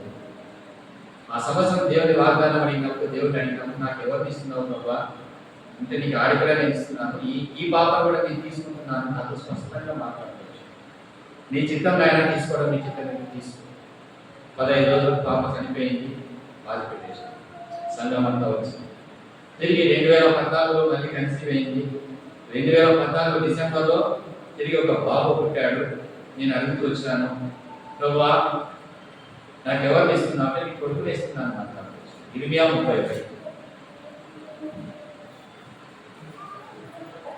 ఇర్మియా 31. చాలా కాలం కింద యెహోవా నాకు ప్రత్యక్షమైనను శాశ్వతమైన ప్రేమతో నేను ప్రేమించుచున్నాను కనుక విడవక నీ ఎడల ఈ వాగ్దానం నాది. ఆ సంతోషం ప్రభా, ఈ వాగ్దానం ఇచ్చినావు, ఇప్పుడు చూస్తే నా భార్య ప్రెగ్నెంట్, నువ్వు ఎవరిని ఇస్తున్నావు అంటే ఇక్కడ ఒక మాట 15వ వచనం. ఆలకించుడి, రామాలు అందలాలు మహారోదంతుని వినబడుచున్నవి. రాయలు తన పిల్లలు గూర్చి, ఆమె పిల్లలు లేకపోయినంత ఆమె వారి గూర్చి ఏమర్థమైంది తెలుసా? నాకు పిల్లలు ఇస్తున్నావు. రాయలు కుమారు పుట్టారు ఆ సమయం, కానీ పిల్లల గురించి ఏడుస్తుంది రాయని అంటే పిల్లోడు బ్రతకాడు. ఇది నాకు అర్థమైపోయింది. దేవుడు అడిగితే దేవుడు కూడా దర్శనం చూపించాడు. ఇదేంటి అందరి దర్శనాలు ఉన్నాయంటే నాకున్న దేవుడితో ఉన్న సహవాసాన్ని బట్టి నేను అడిగినప్పుడు దేవుడు నాకు ఈ కృపలు ఇచ్చినాడు. నాకు అనేక సార్లు ఇటువంటివి నాతో మాట్లాడుతున్నాడు. వాక్యం ద్వారా మాట్లాడకపోతే దేవుడు స్వప్నం ద్వారా దర్శనం ద్వారా మాట్లాడుతున్నాడు అనేది నాకు నిజంగా నిరూపితం. సో సంవత్సరం తర్వాత నేను ఎంతో బతికించాలనుకున్నాను, కానీ దేవుడు వాగ్దానం అయినప్పుడు దేవుడు సంవత్సరము అంటే 1 వీక్ సంవత్సరం ఎంత దేవుడు మేము తీసుకున్నాడు. బాబు కూడా చనిపోయాడు. మరి సంఘమంతా వచ్చి పర్యాలు చేసింది దేవుడు. నిజంగా ఈ విషయంలో కూడా నేను దేవుడి చిత్తం అది, కానీ దేవుడి చిత్తానికి విరోధంగా బతికించుకోవాలని నేను ఈ 15 ఏళ్లలో సంపాదించిన నా డబ్బంతా ఖర్చు పెట్టాను. నా దగ్గర ఉన్న లక్షలన్నీ ఖర్చు అయిపోయినాయి. చివరికి మా ఆవిడ నా బంగారం కూడా ఖర్చు పెట్టేస్తాను. సరే, ఏం పెట్టుకుంటావో పెట్టుకోండి, కానీ ఒకటి మాత్రం నిజము, వీడు బ్రతకడు, దేవుడిని తీసుకుంటాడు. ఎంతో మొండిగా మా భార్య అన్నీ ఖర్చు పెట్టుకుంది, కానీ ఒక రోజు వచ్చింది దేవుడు తీసుకున్నాడు. నా ఇల్లంతా, నా బెడ్రూమ్ ఒక ఐసీయూ లాగా పెట్టుకున్నాను. Oxygen concentrator, nebuliser, pulse oximeter, అన్ని మీటర్స్ అన్నీ పెట్టి, ఆక్సిజన్ సిలిండర్ అన్నీ పెట్టుకొని బతికించాను. కానీ అది సంవత్సరం లోపలనే గవర్నర్ చనిపోయినాడు.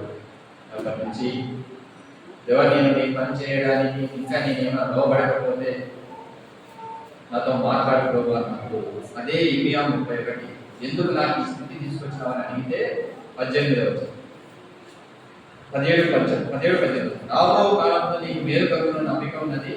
నీ పిల్లలు తిరిగి తమ స్వదేశంలో వచ్చేటప్పుడు ఇదే యెహోవాకు నీవు నన్ను శిక్షించుతివి. కాడికి అలవాటు కాని కోడే దెబ్బలకు లోబడినట్టుగా నేను ఇది నిన్ను శిక్షిస్తున్నాను, నేను కొడుతున్నాను, నాకు లోబడు, నా కాడి మయ్య అంటున్నాడు దేవుడు. సరే ప్రభా, సంపూర్ణంగా నీకు లోబడతాను, కానీ నేను ఇప్పుడు ఉద్యోగాన్ని వదిలిపెట్టలేను. ఎందుకంటే నా డబ్బులన్నీ అయిపోయినాయి, జీరో బ్యాలెన్స్, నా బ్యాంక్ బ్యాలెన్స్ ఏమీ లేదు. ఇప్పుడు రెంట్ కట్టాలంటే కూడా నా దగ్గర పైసలు లేదు ప్రభు. నిజంగా మరుసటి రోజు ఒక సిస్టర్ వచ్చినారు, బ్రదర్ నాకు తెలుసు మీరు జీరో లేదు, మీ దగ్గర ఏమీ లేదు, దయచేసి ఏమనుకోద్దండి, ఇది నేను తప్పుగా ఇవ్వడం లేదు, లేకపోతే మీ బాధ చూసి జాగ్రత్త ఇవ్వడం లేదు, దేవుడు నాకు ఎందుకు ప్రేరేపణించాలని నా చేతిలో కొంత డబ్బు పెట్టి కరెక్ట్గా నేను నా ఇంటి రెంట్ కట్టి ఆ నెలకు బతకడానికి ఆ డబ్బు సరిపోయింది. ఆ రకంగా నాకున్న బాధలో 1.5 year నేను జాబ్ చేయకపోయాను. ఏంటి ప్రభావం నాకు తెలియదు, కానీ పరిచర్య చేస్తున్నా కానీ జాబ్ వెళ్ళలేదు. కానీ నన్ను ఆ సంవత్సరంలో కూడా ఏమీ లేకపోయినా రెంట్ పే చేసినా నేను బతుకుతూ నేను నా భార్య బతుకుతూ. తర్వాత మా మేనేజర్ ఫోన్ చేసి, ఎన్ని రోజులు నువ్వు బాధలో ఉంటావని, డ్యూటీకి రావా? నేను తీర్మానంతో ఉన్నా. మా సార్ ఫోన్ చేస్తే డ్యూటీ పోతా లేకపోతే పోను. సరే చెప్పి మళ్ళీ డ్యూటీలో జాయిన్ అయినా. జాయిన్ అయిన కొద్ది రోజులకి మా నాన్న 2006 నుంచి మళ్ళీ సెలవు పెట్టాం. 3 నెలలు పెట్టి మా అమ్మ పెన్షన్ వచ్చి అన్ని మా అమ్మకి అన్ని రెడీ చేసి మళ్ళీ నేను డ్యూటీకి వెళ్ళడానికి 3 నెలలు జాయిన్ అయిపోయింది.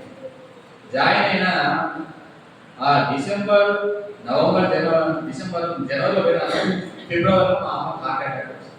మళ్ళీ 6 నెలలు సెలవు. మా అమ్మ ఓపెన్ హార్ట్ సర్జరీ అయింది హైదరాబాద్లో. మా అక్క వాళ్ళని వదిలిపెట్టి నా మీద వదిలిపెట్టి వెళ్ళిపోయినారు. నువ్వే చూసుకోరా హైదరాబాద్లో ఉన్నాను. మా అమ్మని ఇంటికి తీసుకొచ్చి ఈ సేవలు చేయడానికి సొంత తమ్ముని కూతురే నేను చేసుకున్నది. కానీ నేను చేయలేనని మా ఆవిడ నన్ను మా అమ్మ వదిలేసి నేనే సెలవు పెట్టుకొని మా అమ్మ పరిచయం చేస్తూ 6 నెలల తర్వాత మా అమ్మ సొంతంగా లేచి తన వంట చేసుకోగలదు, తన పని తాను చేసుకోగలదు అంటే చూసుకున్న తర్వాత మళ్ళీ నేను డ్యూటీలో జాయిన్ అయినా. మా అమ్మ మళ్ళీ కర్నూలుకి వెళ్ళిపోయింది, మా అక్క వాళ్ళు చూసుకుంటున్నారు. తరువాత కరెక్ట్ 2019 వచ్చింది డిసెంబర్ వరకు కరెక్ట్ ఒక 1 నెల ఏమో చేశాను. 2020 ఏమొచ్చిందో అందరూ తెలిసి ఏమొచ్చింది అంతే, ఉద్యోగం స్టాప్. మా సార్ ఫోన్ చేసినాడు, అందరూ రావట్లేదు, నువ్వు సీనియర్ కదా నువ్వు నాకు పెట్టా, కరోనా ఉంది నేనెక్కడ రావాలంటే లేదా చాలా అర్జెంట్ పనులు ఉన్నాయి, బలవంతంగా పిలుచుకున్నాను. నీకు జీతం ఇస్తున్నా కదా అని చెప్పి 2 నెలల ముందు జీతం నుంచి ఆశ కూర్చొని పలిగిపోయింది. 2020 చివరిలో 2021లో నాకు కరోనా వచ్చేసింది. నాకు నా భార్య సివియర్ వచ్చేసింది. నేను మోకరించినాను. నిజంగా నేను ఒక 3 నెలలు నా ప్లాన్ నా ఉద్యోగం కొరకు ప్లాన్ చేసి పెట్టుకున్నాను. నేను ఈ కంపెనీ పోవాలి, ఈ కంపెనీ పలానా నా అంత కంప్యూటర్లో ఫీడ్ చేసింది. ఒక్క రోజు కూడా గ్యాప్ లేదు నాకు. దేవుడు అన్నాడు, నీ ప్రణాళికను తీసేసుకో, నా ప్రణాళికలో ఎందుకు ప్రభా? మత్తయి 24 ఏమన్నాడంటే, నా రాకడ సమీపంగా ఉంది, నీవు నా పని చెయ్యి, నీవు నా పని చెయ్యి. మత్తయి 24.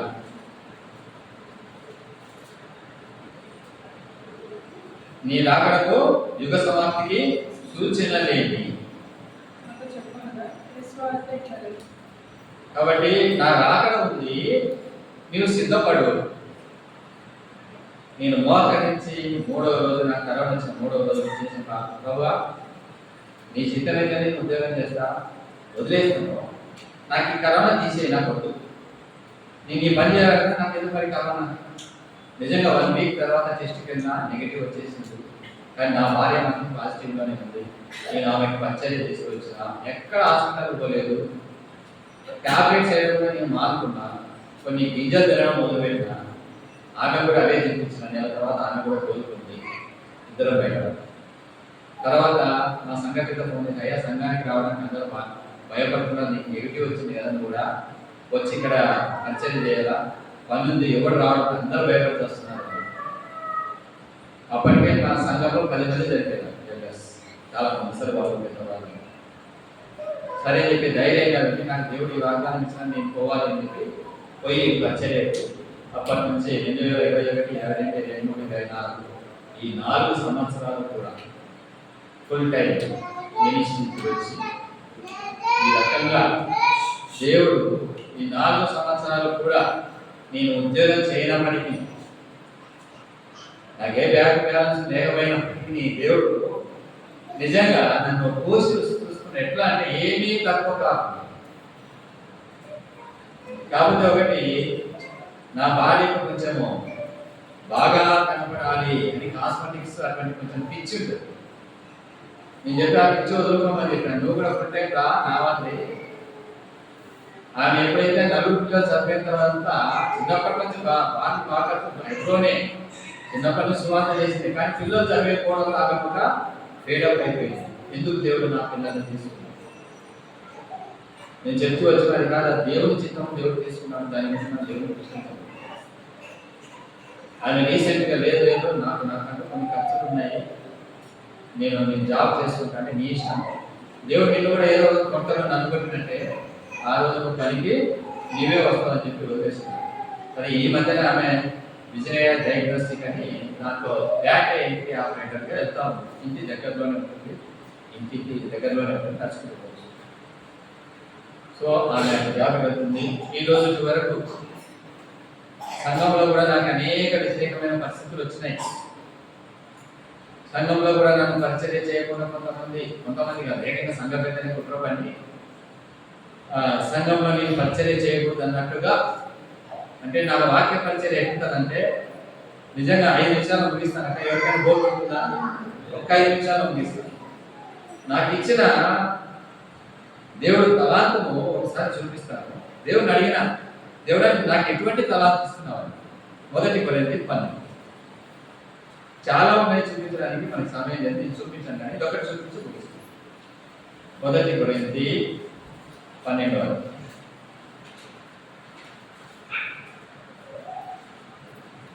నాకు ఏమి వరం ఇచ్చినావు, నేను ఎటువంటి వాక్యాన్ని నేను తీసుకోవాలని దేవుడు అడిగినప్పుడు 8వ వచనాన్ని చదివిస్తూ వచ్చినాడు. ఏముందాక 8వ వచనం? ఎలాగనగా పర్యకునికి ఆత్మను అనుసరించి జ్ఞానవాక్యమును, పర్యకునికి ఆత్మ వలనే విశ్వాసమును, పర్యకునికి ఆ ఒక్క ఆత్మ వలనే స్వస్థపరచు వరములను, పర్యకునికి అద్భుత కార్యములను చేయు, మరొకరికి ప్రవచన వరము, మరొకరికి ఆత్మీయ వివేచన, మరొకరికి నానా భాషలు మరియు భాషలకు అర్థం చెప్పే శక్తియు నాకేమి ఇచ్చిన వాడికి నీకు మొదటి ఇస్తున్నాను. ఆత్మ మూలంగా బుద్ధి వాక్యము. ఆత్మ మూలంగా ఏ వాక్యం అంట? బుద్ధి వాక్యం అంటే ఏంటంటది? బుద్ధి చెప్పేదిగా ఉండగా ఉండదు. బుద్ధి చెప్పే వాక్యం అంటే వెన్నారాయణ పండుతుంటుందా? ఉండదు. Direct meeting. ఖడ్గం చేతికి ఇచ్చిన బిడ్డ నరికేసే. నిజంగా నేను ఎన్నిసార్లు సాఫ్ట్గా సాత్వికంగా వాక్యం చెప్తానన్నా ప్రభు నీకు ఇచ్చే వాక్యం అది కాదు. నేను పోయి వాక్యం చెప్పు, ఈ సంఘంలో ఈ రకంగా చెప్పు, అప్పుడే వాళ్ళు సరి చేసుకుంటారు. ఈ వాక్యం తప్ప వేరే ఇచ్చిన బిడ్డ నీకు అర్థం ఉంటుంది అన్నాడు. నేను అట్లా దేవుడు ఇచ్చిన వాక్యాన్ని నా సొంత వాక్యం చెప్పిన ఒక రోజు రాత్రంతా నిద్ర లేదు. ప్రభా నాకు నిద్ర అంటే నేను నీకు ఇచ్చిన వాక్యాన్ని ఎందుకు చెప్పలేదు అంటున్నాడు. నీకు కాలు పట్టుకుంటాను ఆయన, ఇప్పటి నుంచి నీవు ఇచ్చిన వాక్యాన్ని చెప్తాను. నీవు ఇచ్చిన వాక్యం చెప్తుంటే వాళ్ళు కోపం వస్తుందని ఆయన వాళ్ళు చాలా విపరీతంగా చూస్తున్నారు. వీడియోలో ఇంకా కంటిన్యూ చెప్తున్నారు. నేను దాని కొరకు నేను ఏం పరుచుకున్నా, నీకు ఇచ్చిన తలాంతు బుద్ధి వాక్యం. నిజంగా ఇది అక్కడ ఉన్న సంఘ పెద్దలకు కూడా డైరెక్ట్ హిట్ అయిపోయింది. వాళ్ళు చేసే తప్పుడు పనులని వాక్యం నుంచి చూపించారు. తప్పన్నాయి, నువ్వు మమ్మల్ని తప్పంటావా అని 3 నెలలు నాకు పరిచయం చేయకుండా పక్క పెట్టేసాను. మీరేమి ఇచ్చేది పరిచర్య? ఎవరు ఇచ్చేది పరిచర్య? దేవుడు. దేవుడు పిలిచినాడు, దేవుడు తలాంతించినాడు, దేవుడు వాడుకుంటాడు. మీరెవరమాట ఆయన అని చెప్పి ప్రార్థన చేయడం మొదలుపెట్టాము. తర్వాత ఫోన్ చేసిన ఏమన్నా ఏం జరగడానికి పరిచర్య వాడు. అలా వాడు 2022లో సంఘ పెద్దనే ప్లాన్ చేసి ఇంకా నీకు వాడుకోకూడదని చెప్పి ఆ రోజు వచ్చిన వాక్యం ఏంటంటే 2022లో సంఘ ప్రార్థనలో మెసేజ్ ఏం వచ్చిందంటే, మీరు ప్రార్థన చేయడానికి వస్తున్నారు, మీలో వేషధారణ ఉండకూడదు అని దేవుడు మాట్లాడారు. ప్రభు ఏం వేషధారణ గురించి మాట్లాడాలా? మత్తయి సువార్త 5లో మాట్లాడేది, నువ్వు ఒక వెంట్రుకను, ఇక్కడ చాలా మంది తల మొదలుకొని గోల పెయింట్ వరకు వేసి దాంట్లో వస్తున్నారు, వాళ్ళకి వాక్యం చెప్పు అన్నారు. చెప్పకుంటే ప్రభు కొట్టని చెబితే వీళ్ళు రాళ్ళతో పడారు. ఆ రోజు వాక్యం చెప్తాను, మీరు రాళ్ళతో కొట్టద్దు అన్నా అని వాక్యం చెప్పింది. అయినా ఆ రోజు మొదలుకొని సంఘ పెద్దలు అక్కడ ఉన్న బ్రదర్స్ ఆమె గురించి చెప్పినాడు వాక్యం. ఇక్కడ ఎవరైనా పెయింట్ చేసుకుంటే దయచేసి నాకు క్షమించండి. వాక్యంలో ఉంది కదా, ఒక వెంట్రుకను ఎరుపైనను మీకు తెల్ల వెంట్రుకను స్వసైన మాలిక నీతి కిరీటంగా ఇచ్చినానని రాయబడింది కదా. మీరు వృద్ధులని గౌరవించాలంటే మీ తెల్ల చుట్టూ కనబడితే మీరు వృద్ధులని లేచి మీకు ఏం చేయాలా? నమస్కరిస్తారు, మీకు మిమ్మల్ని గౌరవిస్తారు. జిజోపదేశం అవి చూపించలేదు. అవి చూపిస్తే నేను రంగేసుకున్నాం, ఇప్పుడే రంగు తీసేసుకున్నాం అనుకున్నా అంత ఫీలింగ్ వస్తుంది. అటువంటి వాక్యాలు. కాబట్టి 2022లో దేవుని ప్రార్థన, ప్రభా మరి నువ్వే పిలిచినావు, ఇప్పటికి 2 ఏళ్ళు అయింది నేను ఫుల్ టైంగా ఉన్నా, మీరేమో ఈ రకంగా నన్ను పక్క పెడతా అంటున్నారంటే, అప్పటి నుంచి ఒక 4 ఏళ్ళ నుంచి ఒక అన్న ఎన్నో నుంచి అన్న నువ్వు పంచర్యలకు రా, ఇప్పుడు బావిలో కమ్మలాగా ఆ సంఘంలోనే చేస్తావా, ఆ 5 సంఘాల్లోనే పంచర్ చేస్తావా, బయటికి రావా, వాడబడవా రా అని పిలిచేవాడు. అన్న ప్రార్థన చేయాలి, నేను ప్రార్థన చేస్తాను, నేను ప్రార్థన చేస్తాను. 4 ఏళ్ళ నుంచి అన్న ఇంటికి పంపిస్తూనే వచ్చింది. ఇప్పుడు సమయం వచ్చింది, అన్న దేవుడు వాడుకుంటాడేమో, ఒకసారి హెబ్రోన్ టీం వాళ్ళకి చెప్పాను. మరుసటి వాళ్ళకి ఫోన్ వచ్చింది, అన్న వాళ్ళ సంఘానికి పోవడం. నిజం చెప్తున్నా, అక్కడ నేను 6 సంఘాలను వాడబడుతున్నాను కానీ ఇప్పుడు మీ సంఘం ఎన్నో సంఘం తెలుసా? 64వ సంఘం. మన మీద కుట్ర జరిగిన దేవుడు మనకు మంచి చేస్తాడు కానీ కీడు చేస్తాడు. వాళ్ళు నాకు కీడు చేసినారని నేను ఎప్పుడు వాళ్ళకి కీడు చేయలేదు. మళ్ళీ నేను ఆ సంఘం మీద వేరే వాడు కొట్టడానికి వస్తే జైల్లో చేస్తే దగ్గర నుండి ఇడిపించి మళ్ళీ ఆ సంఘం మీద ఇప్పుడు నిలబెట్టినాం నేను. అది నా పాలసీ. దేవుడు అది నాకు ఆ ప్రత్యక్ష తెలుసు. నీకు ఎవడైనా కీడు చేసినా వాడిని ఏం చేయలేదు, నువ్వు వానికి మేలే చేయి, కీడు చేయలేదు. నేను ఎప్పుడు కీడు చేయలేదు. ఈరోజు ఆ సంఘం మీద నేనే సపోర్ట్ ఇచ్చి ఆయన నిలబెట్టి వాడిని జైలు వేసిందో ఎవరు తెలుసా? మీరు ఎప్పుడో వీడియో చూస్తే దానిలో ఎఫ్రాయిం అనేవాడు అనమాట. వాడు ఈ సంఘాన్ని అంతా కంప్లీట్ చేసి లాస్ట్కి నన్ను కూడా పరిచయం చేయకుండా నన్ను బయటికి తోసేయడానికి కాదు, తోసేయలేదు అంటే వాడు చేయలేదు. కానీ ఈరోజు ఆ కీడును కూడా దేవుడు నా జీవితంలో ఏం చేసినాడు? మేలుగా చేశాడు. కాబట్టి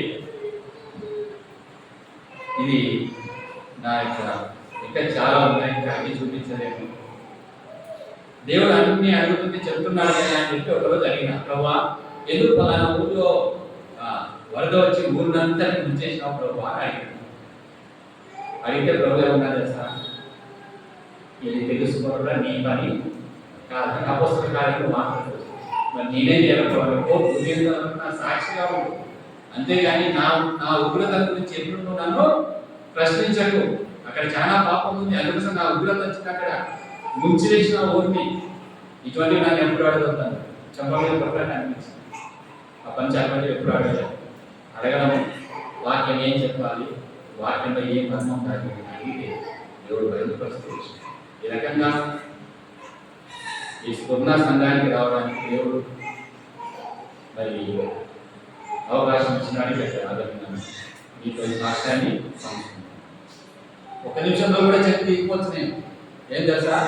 నా పాపాలు క్షమించినాడు, నన్ను రక్షించినాడు, నా పాప క్షమాపణించాడు అని నీకోవచ్చు. కానీ ఆ ఒక్క మాటతో ఇది ఎప్పుడో ఇంటున్నామని అనుకుంటారు. కానీ నా జీవితంలో దేవుడు నాకు చేసినటువంటి సాక్ష్యం, నాకు ఇచ్చినటువంటి సాక్ష్యం ఇటువంటిదో. నిజంగా క్రీస్తుకు విరోధిని సేవకుడిని బంధించిన వాడిని, నా అన్నని పుట్టిన వాడిని తీసుకొచ్చి మీ ముందు రకంగా నిలబెట్టుకున్నామంటే దేవుడు ఎంత గొప్పవాడు. నిజంగా దేవుడు ఏ రకంగా వాడుకుంటారు. నిజంగా ఇది నేను ఆత్మీయంగా ఈ సాక్ష్యం బలపరిచిందని దేవుడు ఈ సాక్ష్యాన్ని దీవించుకుంటారు.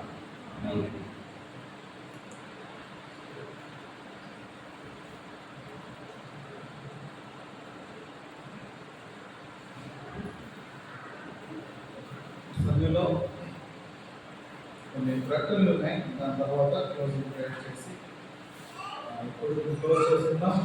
రేపు ఉదయం 7:30 గంటలకు జాయ్కి బాప్టిస్ట్ కార్యక్రమం ఉంటుంది తాడివాడలో, అది జరుగుతుంది. సో వీలైన ప్రతి ఒక్కరు అక్కడ రావాల్సిందిగా ప్రభుత్వం మనం చేస్తున్నాం. దాని తర్వాత యథావిధిగా మనకు 10 గంటలకు ఇక్కడ ఆరాధన ఉంటుంది. ఈ ఆరాధన అయిపోయిన తర్వాత ఇక్కడ క్విజ్ జరుగుతుంది, సిస్టర్స్కి క్విజ్ జరుగుతుంది. దీని గురించి లాస్ట్ ఇయర్ ఆల్రెడీ మనకి చాలా ఇబ్బంది వచ్చింది. ఏంటంటే దీన్ని ఓరల్గా పెట్టాలని కొంతమంది, రిటర్న్గా పెట్టాలని కొంతమంది. దాని గురించి అక్కడ ఆ ఇయర్తో అది క్లోజ్ అయిపోయిందంటే మళ్ళీ ఈ ఇయర్ వచ్చేసరికి గ్రూప్గా పెట్టాలని కొంతమంది, మళ్ళీ సింగిల్గా పెట్టాలని కొంతమంది. అయితే బైబిల్లో ఒక వాక్యం ఉంది, తీయండి. కొరింథీయులకు రాసిన మొదటి పత్రిక 9వ అధ్యాయం 24వ వచనం. ఎవరైనా చదవండి.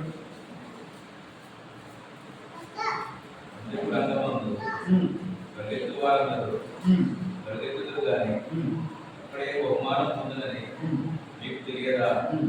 అటువలే మీరు బహుమానం పొందినట్టుగా పరిగెత్తి. ఇక్కడ ఈ పందెపు రంగంలో పరిగెత్తు వారందరూ పరిగెత్తుతారు కానీ ఒకటే బహుమానం పొందునని అందరికీ తెలుసు.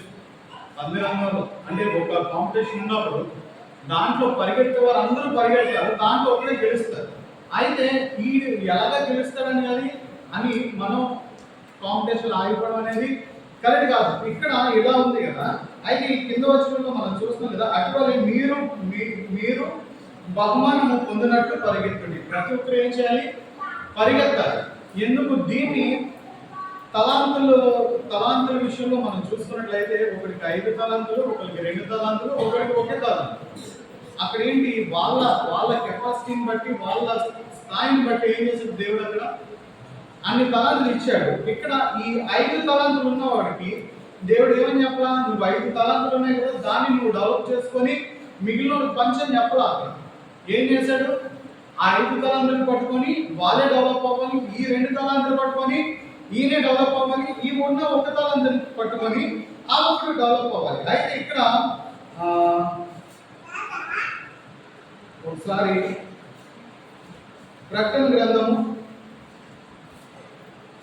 22వ అధ్యాయం 12వ వచనం చదవండి.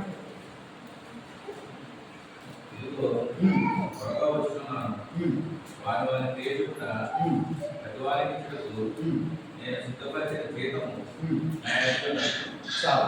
ఇదిగో త్వరగా వచ్చుచున్నాను, వాని క్రియలు చెప్పిన ప్రతి వానికి ఇచ్చుటకు నేను సిద్ధపరిచిన జీతము నా యొద్ద ఉన్నది. ఇక్కడ దేవుడు ఇచ్చే జీతం కూడా ఎలా ఉంటుంది? వాని క్రియల ప్రకారంగానే ఉంటుంది. కాబట్టి దీన్ని ఎక్కువగా దీని గురించి డిస్కస్ చేయకుండా మేము ఏది చెప్తున్నామో దాని ప్రకారంగానే ప్రొసీడ్ అవ్వండి. నేను ఆల్రెడీ క్లియర్గా చెప్పాను, అంటే నియర్లీ వన్ మంత్ బ్యాక్ ఏమో క్లియర్గా చెప్పా, ఇది ఇలా జరుగుతుంది. సో దీనికి అగ్రీ అయ్యి ఉండండి. మేము అందరూ కలిసి ఒక నిర్ణయం తీసుకున్నాం అంటే అది ఇంకా అలా జరగాల్సింది అంతే. దాని గురించి మళ్ళీ మాట్లాడుకొని ఒకవేళ నచ్చితే జాయిన్ అవుతారు, లేకపోతే లేదు. ఇక్కడ పోటీ ఉన్న వాళ్ళకి ఉన్నది, లేని వానికి లేదు అంతే. ఇప్పుడు ఆ ఉన్న 1 తలాంతు వాడు ఏం చేశాడు? తీసుకెళ్ళి దాన్ని కప్పెట్టుకున్నాడు అంతే, అక్కడితో అయిపోయింది. అక్కడ కానీ ఉన్న తలాంతు వాళ్ళు ఏం చేశారు? దాన్ని డెవలప్ చేసుకోవడానికి ట్రై చేశారు. సో ఇది జ్ఞాపకం చేసుకొని దీని గురించి ఇంకా మరి డిస్కషన్ లేకుండా రేపు వచ్చి ఈ క్విజ్ లో పార్టిసిపేట్ చేసే వాళ్ళు ముగ్గురైనా సరే ఆ ముగ్గురితోనే క్విజ్ జరుగుతుంది. సో దీని గురించి ఇంకా ఎక్కువ డిస్కషన్ అవసరంలా, నేను చాలా క్లియర్గా చెప్తున్నాను. ఇంకా ఏంటంటే మనకి 31st అదేవిధంగా మనకి ఇక్కడ 10 గంటలకు ఇక్కడ 31st వాచ్ నైట్ సర్వీస్ జరుగుతుంది. అలాగే 1వ తారీఖు ఇక్కడ 10 గంటలకు అది న్యూ ఇయర్ సర్వీస్ జరుగుతుంది. అదే ప్రకారంగా నాకు ఏంటంటే అదే రోజు వేరే దగ్గర పరిచయం ఉంది, దాని కొరకు కూడా మీ ప్రార్థనలు జ్ఞాపకం చేసుకోండి. 31st నైట్ అలాగే ఫస్ట్ మార్నింగ్ వరకు కూడా మీ ప్రార్థనలు జ్ఞాపకం చేసుకోండి. అలాగే వచ్చిన 8-9 తారీఖుల్లో రాజమండ్రి సేవకుల మీటింగ్ ఉంది. సో దాని కొరకు మీ ప్రార్థనలు జ్ఞాపకం చేసుకోండి. ఎందుకంటే ప్రజెంట్ డేస్ బాగా చలికి అయిపోవడం వల్ల అక్కడ సేవకులకి చాలా ఇబ్బంది అవుతుంది. అంటే వాళ్ళకి హాట్ వాటర్ కావాలని కొంతమంది అలా చాలా టైట్ అవుతుంది. సో దాని కొరకు కూడా మంచి వాతావరణం కోసం, మంచి ప్రయాణం కొరకు కూడా మీ ప్రార్థనలో జ్ఞాపకం చేసుకోండి. ప్రార్థన చేసుకోండి.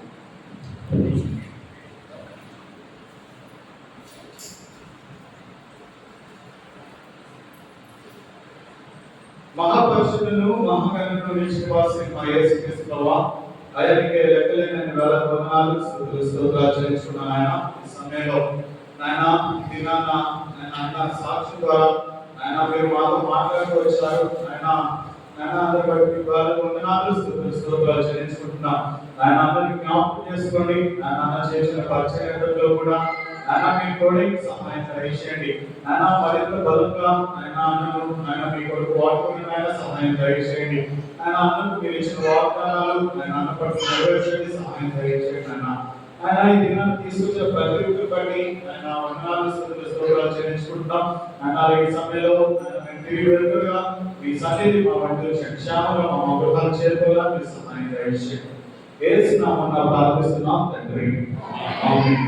మన ప్రభువైన యేసుక్రీస్తు ప్రేమ, ఆయన కృప, ఆయన సన్నిధి, సహాయము, సహవాసము కూడా మనందరికీ, మన కుటుంబ సభ్యులందరికీ సదాకాలంతో కాపాడుగాక. ఆమేన్. అందరికీ ప్రైజ్ లార్డ్.